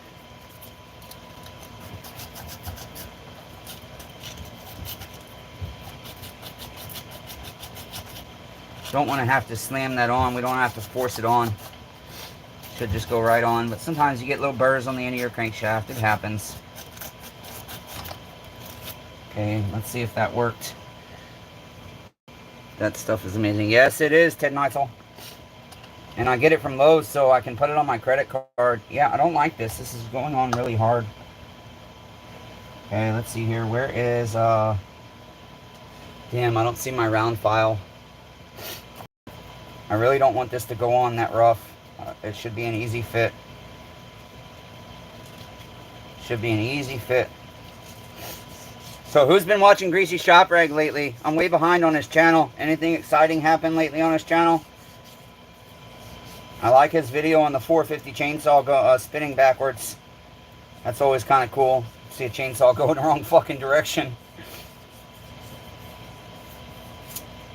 Okay, you need to go on, neighbor. Why don't you want to go on, neighbor? You are flared out, I guess. This one might be a Dremel job. Might be one of those things I gotta keep in my head. I'll have to watch this live event over tonight so that I can write a list of every little thing that I need to make sure I do on this saw. Like, I'm probably going to install the flywheel for now. If I find the key, damn it. I still don't see that fucking key, you guys. I just don't see it anywhere. I'm looking and I don't see it. I'm probably going to have to force this fucking retaining washer on too, which I do not like. I do not like that at all. There we go. There she went. Beautiful. See? Patience. Perseverance. Hashtag persevere. Blanche, what shirt did you buy? Oh, you just wanted to watch, but I'll ask you later. Blanche ordered a shirt.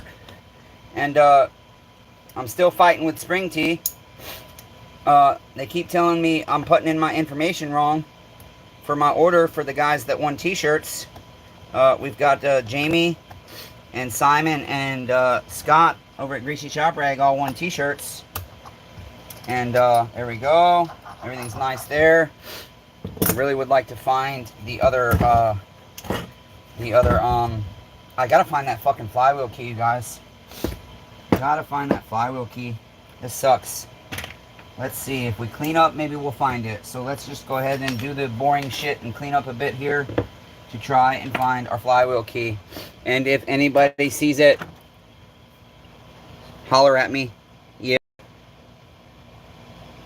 Oh, did you really, Ted? Oh, that's awesome. I know he said he left not even for an hour, and he came back and he already had his 3 winners. There's our flywheel key. Hell yeah. That's awesome, Ted. Yeah, here's mine. Ted, you're gonna love that shit, dude. I know you do some carburetor work on your saws. This thing is fucking awesome. I bugged him about this for months. I'm like, dude, you have to sell those. You have to. He's like, oh, anybody can make it. I'm like, I know, but it's not the same. I said, I can go get me some angle iron and make my own, but it's not from you, dude. It's not the same, you know? And it's kind of interesting because when I was doing my CTS order, which is my car parts company and where I get my aftermarket air filters, god damn it, they have a flywheel stand for like 18 bucks. And of course, I'll guarantee you it's not as good as his, but I never knew they had them, or I would have ordered one. And I didn't order one this time because my order was over $500. And once again, maxed out another different credit card to be able to order my parts. It is what it is. I mean, I have to have carb kits. I've got several saws right now, some cheap Poland saws, some low budget saws, and I'm just waiting for that CTS order so that I can have my air filters and my carb parts to finish up those cheap saws, and then we'll put them online, and hopefully, you know, if we put them at $100 a piece for the Poland Pros with a 18 or 20 inch bar, that we can get rid of them pretty quick to clear up some hook space, because we really do. We need to get rid of as much product as we can. Chris, do you have one of his stands? Did you buy one? I love them. I mean, they're fucking great. I have done so many carburetors on that thing already, and I can genuinely say it probably cuts my carb rebuild time literally in half. I mean, in half, man. That thing is just awesome. Okay, so we got to remember that we got to change that flywheel, but I'm doing that for sake of so I can install my coil and set my air gap. And I'm just going to leave it on there for now so that I don't have a part floating around. And like I said, I'll get me a notebook tonight while I'm sitting down eating dinner. We'll put this live event in 2x speed and watch it and make our list of what we need to do. Okay, so where are you? Because this bolt is taking forever to come out. So there's one coil bolt. Uh-oh, what was that? Oh, that was our washer. Need to get... Oh, you guys, I don't know who was here the other night when I did the live, But Angel had like some kind of episode, and Unc thought she just tripped, but I know she didn't. And I watched the video over, and Angel, I think, had a seizure. She's recently had to be on 3 different medications for her. She has a yeast infection in her ear. That does not look like the right width. Let's see. She has a yeast infection in her ears, and she has had to manually have her anal glands expressed. Okay, that seems right. Normally, dogs express their own anal glands when they take a chip, but Angels frequently have to be expressed, and part of her being overweight is why. But usually big dogs don't have anal gland issues, but she has been having anal gland issues. And then also, even though she has an $80 Seresto collar, basically flea and tick medications, the way they work is the ticks die, but they still bite the dog. You know, they're bite the dog. Trying to get this wire in where they're going to have to bite the dog before they die. And I don't know if she has gotten some kind of disease from the tick, but basically Angel, now you see, now she's dreaming and flinching around, and I get really worried. Basically last night I was having my supper, and Angel is not a begging dog. Okay, I'm struggling with our coil. I'm not quite sure why our wire is not wanting to go down. There we go. I was having my supper, and Angel is not a dog that begs. She knows better. She's not a beggar. She knows when you're having food that she's not allowed to look at you, and she's not allowed to lay at your feet neither. Let's see. I've used it. Yeah, right. Correct, Chris. And so essentially, I wouldn't think, because it's been a couple weeks since she started all her meds. It's just eardrops. And then some steroid cream for her bum when it gets inflamed. And then the other one is, let's see, an anti-inflammatory, which she has taken in the past when she's had surgery. And so I don't believe it's an allergic reaction to medication, but basically that's another one of the challenges. I'm having to spend so much money on various things like the vet. That's another one of the challenges of being able to keep the shop producing and keep the YouTube channel supported. Oh yeah, as we were talking earlier about people want to say I'm bitching and whining, that's another thing. A $10, I have a tool that goes right here. It's got a plastic handle, and it's curved specifically for small engines like this. When we switched shops, I lost one, so I spent actually I think it's $17. The $17 for another one. That thing has vanished. And while a business card works, that tool is much easier. And business cards get worn down. And so, you know, it's not whining and complaining. It's just stating that, damn, I have such bad luck. You know how many of those fucking tools I've lost? Or how many tools I've had just randomly come up missing. Okay, so get our south and north pole against our flywheel. Or our damn it, can't talk. Against our coil here. I had accidentally tightened my bolt down all the way. And that coil's shifting. So let's see here. Let's do that. Let's do that. Okay, we're good, I think. And then we'll put those to Guten tight. We've got our Loctite on them. I used to have, and I still do, I have a really bad habit of over-tightening shit. Especially on automobiles. You know, stuff's supposed to be at a certain torque. And I feel like, you know, I don't know, a bolt is supposed to be as tight as it can possibly be. I have to look up the spark plug for this, but this spark plug looks barely used. A CJ8Y. Let's see, I can't think off the top of my head. I'm going to go ahead. No, we're not going to do the spark plug yet. We'll wait. Okay, so let's see. We can put our chain tensioner in. We've got a few parts to this chain tensioner. I have to find an additional... Oh, there's our other screw, I believe. Okay, so we have those. I don't think this one gets an O-ring, but I believe we're missing a piece to it. Let's see, the little plastic piece for the front is not here. So we got our gear. We'll go ahead and fill that with grease, because it will eventually push out.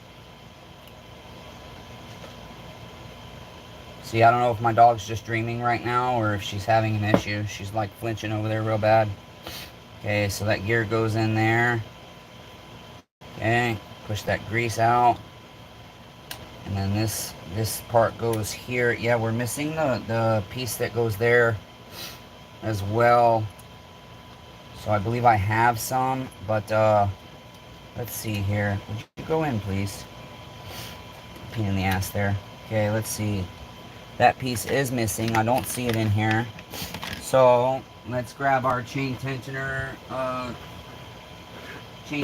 parts and see if we have one of those for this particular model. They do come in different sizes. I think this is the wrong one. This is going to be a black one, I believe. Yeah, that's too big. Okay. These I had custom made for the 028 because you can't get them anymore.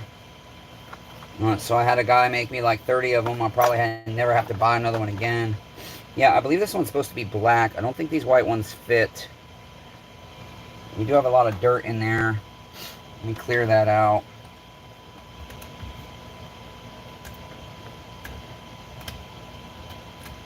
I know that piece is missing though. I know that little spacer does go in there.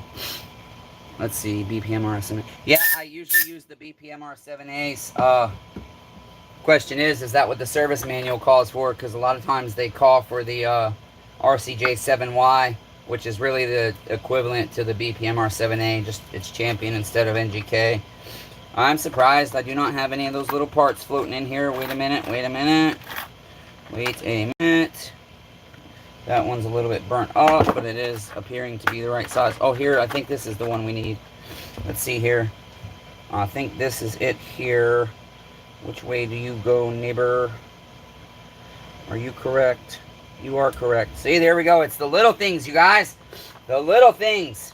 You don't have that in there. Your chain tensioner can rock. Your pin can bend. It can break. Your gears get all messed up. If stuff goes sideways, that chain tensioner is eventually going to fail. And if that chain tensioner fails, well, then your bar and chain can blow off. See? I always pull those oil tank vents out of a saw if the crankshaft or the crankcase is bad, because that is an important part. So let's get our Loctite. What do we do with that? Okay, Loctite right here. Let's go ahead and Loctite these two screws for the oil pump, or the chain tensioner. We'll get those in. I'm getting pretty tired and I'm hurting real bad. I also have not eaten yet today. This liver medication I've been having to take, you guys, takes a hell of a toll on me. It just really, it wipes me out. It makes me feel very sick. It makes me unbelievably fucking tired. I cannot believe how tired it makes me. And then one of the other side effects is severe muscle cramps. And so imagine getting fucking Charlie horses all day long. You move in bed just a slight bit and your whole fucking leg locks up and just feels like somebody's put a knife in you. And so I have to deal with that shit. Okay, there's that. I think we'll probably go ahead and put our tank on next. Our intake boot is on our thing there, so we got that. Oh, we need to get a fuel line. It looks like we don't have a fuel line in our bin, which means it would have been bad and I tossed it. I usually keep them for comparison. We do need to go ahead and do our recoil. Here's some of our brake parts. Oh, no, see it. Not sure why I have an extra arm in there, but I do. Got our dust cover here. Is this the correct dust cover for this saw? It appears to be. Yes, it is. And they're actually, nope, not on this model. Sometimes, nope, there is. There's supposed to be an extra piece in there, I think, so we'll have to check on that. I don't see our trigger cover. I don't see our safety lockout. So it does look like we're missing a few pieces to this saw. But that's the whole point of us trying to assemble as much as we can so we can figure out, okay, what do we need? I don't love these style tank vents. I don't see one right up front here that I can show you that it gets replaced with. But there is a newer style vent you can replace this with. We'll try this one for now. Okay, so we've got our tank vent. I might replace this fuel cap. I'm not 100% sure. I probably will, which I don't want that on yet. Let me see if I have a fuel line, because we're going to want to go ahead and put our fuel line in now because it would be easier. Our clutch cover looks like shit. So we might get, we've got a stack of nice clutch covers. We might change that out. Try and make our saw a little prettier. I don't build shelf queens. I build working saws, but still, we want them to look nice so that people are willing to pay more money. Okay, what are we working on? An 034. Let's see, we've got the old school tank vents, or goddamn it, what's it called? Fuel line. That's what it's called, damn fuel line. I am looking, I might be in trouble. I might be out of these. Okay, here's an 036 one, or a 360. That should be the same. And I'll be some bitch. I hope I ordered some of these because this is my last one, neighbors. And if I did not order some from Pharmatech, I will have to order more. I don't know what my uncle's doing, but he's supposed to be out here fucking working. Yeah, he was supposed to work until like 8 o'clock. But oh well, it is what it is. Okay. I said side effects suck, but you win in the end. Yeah, it is what it is, Ted. You know, what are you going to do? You can die or you can take the medicine and live. But the problem is, it would be an incredibly slow, anguishing, like 8-month-long, painful, miserable fucking death if I just stopped taking that medicine. So, I want to go easily and peacefully when I die. Okay, let's see. Go ahead and put this down in there. I need to find that fucking little screwdriver I like. There it is. I like this one for a lot of this stuff because it's got a more blunt head than the carb tool, so there's less risk of fucking stabbing into things. It works good for a lot of different stuff. Okay, so kind of just work that, twist it down so it goes in the tank. Okay, there we are. You get turned this way, please. Thank you. Kind of put one side in first. And then you have to, I'll tell you what, this does not look like the same, it is not the same grommet. I'll be damned. Well, it's bigger, but if it fits, I'm going with it, but I don't think it will. I think it is too big. Yep, it is. So let me get that seal all cleaned off of that immediately. It appears that our, this is the wrong fuel line. It says it's for a 360. Maybe I've marked it wrong. Yeah, that grommet's way too big, I think. It is. I'll be damned. Okay. I want to get the seal all off before it sets.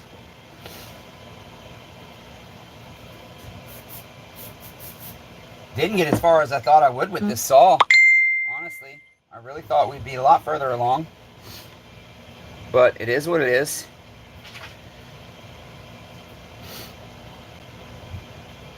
Boy, I'll tell you what, I can't tell. Maybe the seal all was deceiving me. Let me just see one more time, put that in there and compare this grommet. I hate to use the older styles, the straight ones, because they're just short and they're a pain in the ass. And they just don't last as long. You can't get the OEMs anymore unless you want to pay like $25 on eBay. So let's see here. Damn, if I were to get that grommet in, it certainly wouldn't need seal all. Try to decide, you guys, because sometimes a bigger grommet is nice, but if it's too big, you're going to restrict your fuel line, potentially. So I'm going to get this in here and see. I think the seal all was deceiving me. Can't quite tell. Whenever you're ready. Huh? Food's done in there. Most of it. I want to have you check the meat. Make any sides? Yeah, I got mashed potatoes that's already on the stove, and the green beans are in the microwave. Okay. I think I'll make my spinach. Damn, I can't quite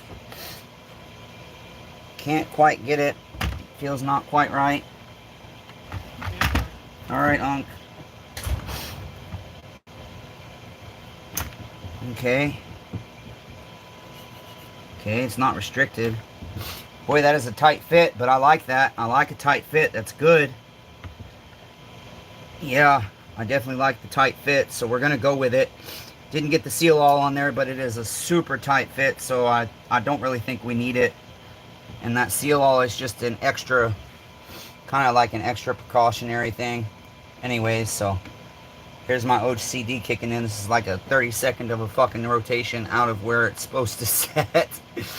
Not going to affect anything, but it's going to affect my brain. There we go.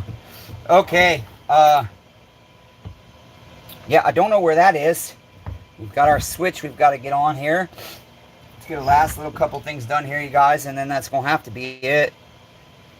And again, I'm so very sorry that the footage is not coming, that you're not getting regular videos. I don't know what's going on with the uploading not working, but I will continue to try to resolve it so that I can bring you guys footage opposed to these long-ass live events. I know you guys like the live events, so, I mean, I guess it doesn't matter to me, but I would like you guys to have proper footage. Look how dirty I did my neighbor. Rob Weaver! Deep Six that shit, neighbor! What's up, Rob Weaver? Look, I got everything finally for our kits.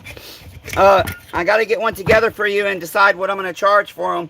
But I got a couple of these things worth of the rubber stoppers. The only problem is, I had to order the original ones that I bought to get these larger ones, because a lot of times, especially on some of the older saws you work on, your intake boot is huge, and so these blue ones will not be big enough. And so we're going to put some kits together real soon, and we'll get one sent out to you, Rob, and then we'll just work it into whatever deal we're working out for everything we're doing, our bartering. And we'll go from there. Okay, there's that. See, why do we have two of certain shit in this? I don't know why we have two of stuff. Okay, but we should be able to... Okay, here, this one. Is that right? Yes, it is. Okay, should be able to go and put our tank on. I stinks. Anyways. Whoops. Trying to angle everything the right way, but this shit can be a pain in the ass. These tanks, they like to do you dirty. Steel does in their design.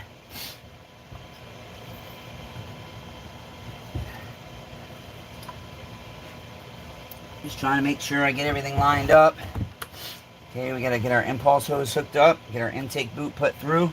Oh shit, these wires go down below the grommet down there. I should have done that first, because those are a nightmare to get through. So whilst I'm here, before I go the rest of the way, and go ahead and get these wires fed through as much as I can out of here. You go down in your groove, you little bastard. Thanks for the super chat, Rob Weaver, by the way. Really appreciate that, neighbor. It really helps. Every dollar counts. Every single dollar counts. Every like counts. Every thumbs up counts. Every parts donation counts. Every bit of encouragement counts. I'm desperately trying not to let the YouTube channel fail, but I do not know what will happen. And financially, we are struggling. Okay, I do believe these wires, yeah, they do go through this grommet down here, but my grommet wants to pop out. It's being an asshole. It's being an asshole nightmare. Listen, grommet. We're going to have a problem here, because you're being a dick, and I don't like it. I don't have time for dickheads, okay? So, if you want to be a dickhead, I'll fucking replace you. I might deep six this fucking grommet, Rob! It's being a shithead. It's pushing out of its groove when I try to get the damn wire through it. So, I'm going to have to try something different here. We're going to pull the grommet out. Come here, grommet. We're going to get our wires through the little crevice here. Crevasse. Okay? And then, we're going to put our wires through. Okay? My damn nose, I need to blow it. I feel a snot rocket coming out. And then we are going to put our grommet back where it goes. Okay, neighbors. And we are pretty much done. I am super tired. I am hurting like a motherfucker. That medicine, I'm telling you, man. An hour after I take that shit. That's why I don't like taking it. And you're not supposed to take it at night. You're supposed to take it in the afternoon, in the middle of your day, basically. Apparently. And it just, I'm like, wow, this shit just makes me so fucking tired. Okay. Our grommet is still being an asshole. Sorry if all you guys see is the top of my head. I don't know what's going on here. I'm just fighting. There we go. Got that done. Okay. Now, we have this wire that goes into our switch here, the black one. Okay. And I believe it will go through this way. You stay. Listen, neighbor, why are you being a shithead? I believe it goes through that way, but it doesn't want to go in. Ah, shit. I don't like using a screwdriver. These jackets, the casing on the wires can get damaged pretty easily. It doesn't want to go through. I know it went through earlier. I was probably using this switch. This is this switch here looks fairly new. Ah. Ugh. You little bastard. Holy shit. Ugh. It does not want to go in there. Damn, that was shitty. Okay, that pulls back like that. And then this one goes in down here. And hopefully it should slide in pretty easily.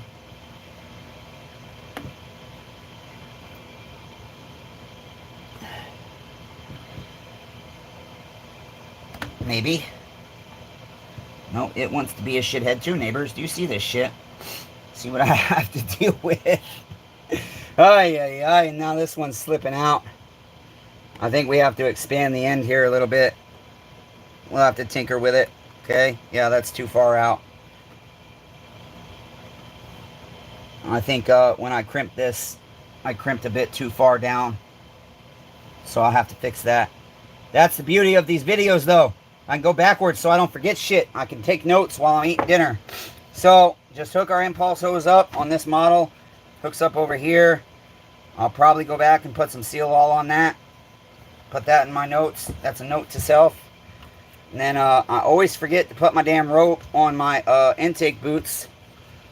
Let's see. Everywhere so that I couldn't fit a 260 line in my 026 handle. Just fine. Yeah, Chris, man. You know, especially with the aftermarkets, if you can go with a bigger grommet and get it to fit, you're going to have a lot more success, because one of the challenges is, I don't give a shit what brand it is, aftermarket, with their fuel lines, one of the challenges is they always get loose right here, okay? And so if you can fit a larger one in there with these aftermarkets, it's going to end up fitting in there just snug by the time it shrinks, because it's aftermarket. Okay, what the fuck did you come off of? Oh, you know what? That's our fucking AV mount right here. It ripped. You see that shit? Damn. That sucks, but it's good, because the fact that it ripped tells me that I would have done my neighbor dirty if I would have left it on there. And so we also have to replace that. So since I have to redo that, I'm not going to mount my tank just yet, you guys. We'll put our fuel filter in, and then we're going to stop there. Okay, that way we can put our cap on our gas tank. Okay, I like Pharmatex aftermarket fuel filters. They work fine. Really, almost any brand. I don't like Highways aftermarket fuel filters, the large bodies, because the tops pop off really easily. And whilst one could go and put some kind of seal all or something on that, I just don't prefer it. I don't want to have to seal my my gas, my fuel filter together. Okay, I finally found my tool. I don't know if you guys noticed, I've been bitching about this not being around. Finally found that. So hopefully soon my other tool for my spark plug or my ignition coil gap will show up. Okay, so get that on there all the way. Make sure that sits in our tank properly. It does. And for now, I haven't decided on this cap, but I'm just going to put this one on here to keep debris out of our tank. And I'm going to throw, just real quick, a couple of screws in into our handle so that nothing else rips or shimmies, etc., etc. Don't know if these are even the right ones. I'm not 100% certain. I believe they are.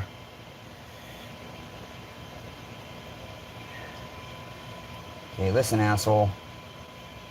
You go to your home now, damn it. Time for you to go home. Okay, well, we're just about done here, so I want to say thank you to everybody for hanging out. And again, you guys, I hope you are happy enough with the live event since I can't bring you regular footage. I'm sorry that you're not getting live events and regular videos.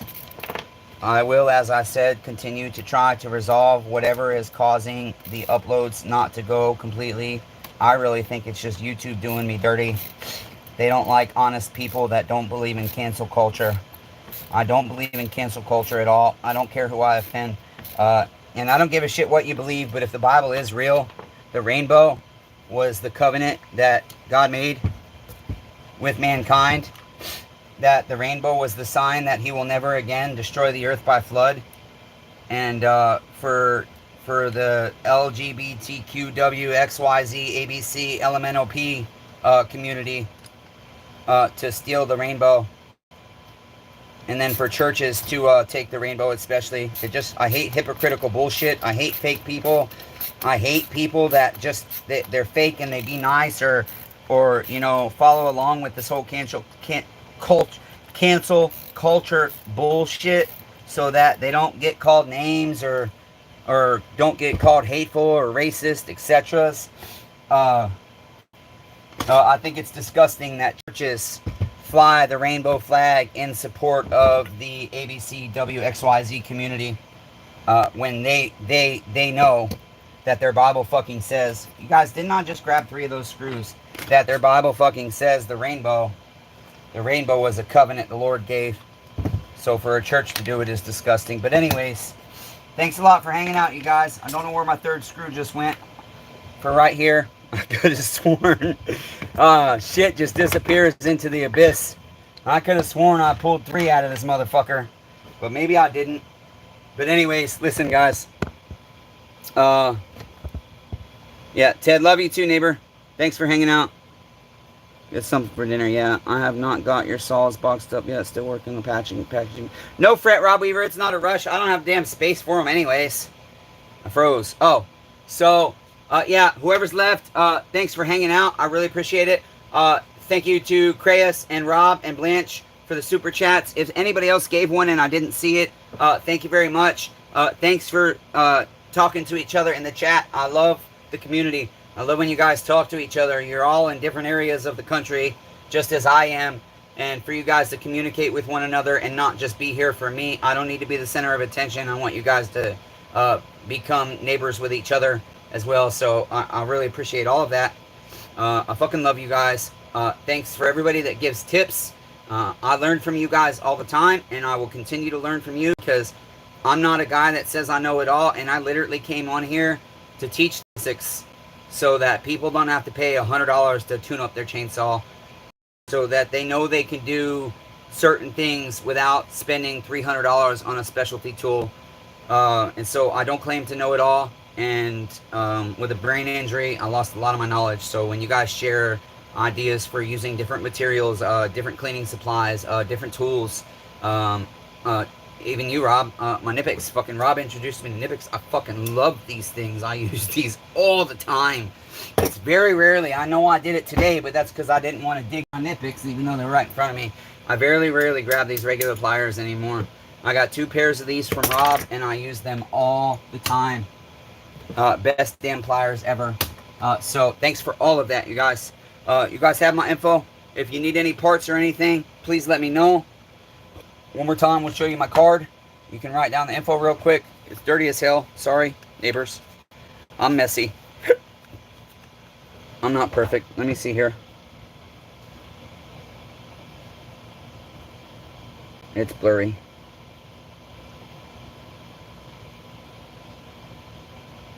Well, okay, take a screenshot, hopefully. Pause it, whatever you gotta do. But here's my business. Here's me. Here's my phone number. And that's my cell phone, neighbors. That's not a fake number. Here's my email. Here's where we are right now. Here's some of the shit I do. And here's my address. Please don't come shoot up my house. Oh, look. There was a clean card. Did you guys dirty as hell? Okay, that's it, guys. Love you. Be kind to one another. Everyone's facing a battle. Okay? Hashtag persevere. I will fight till the bitter end to keep this channel going. Hopefully we don't sink. You guys are helping, though. So keep it up. Fucking love you guys. Till next time.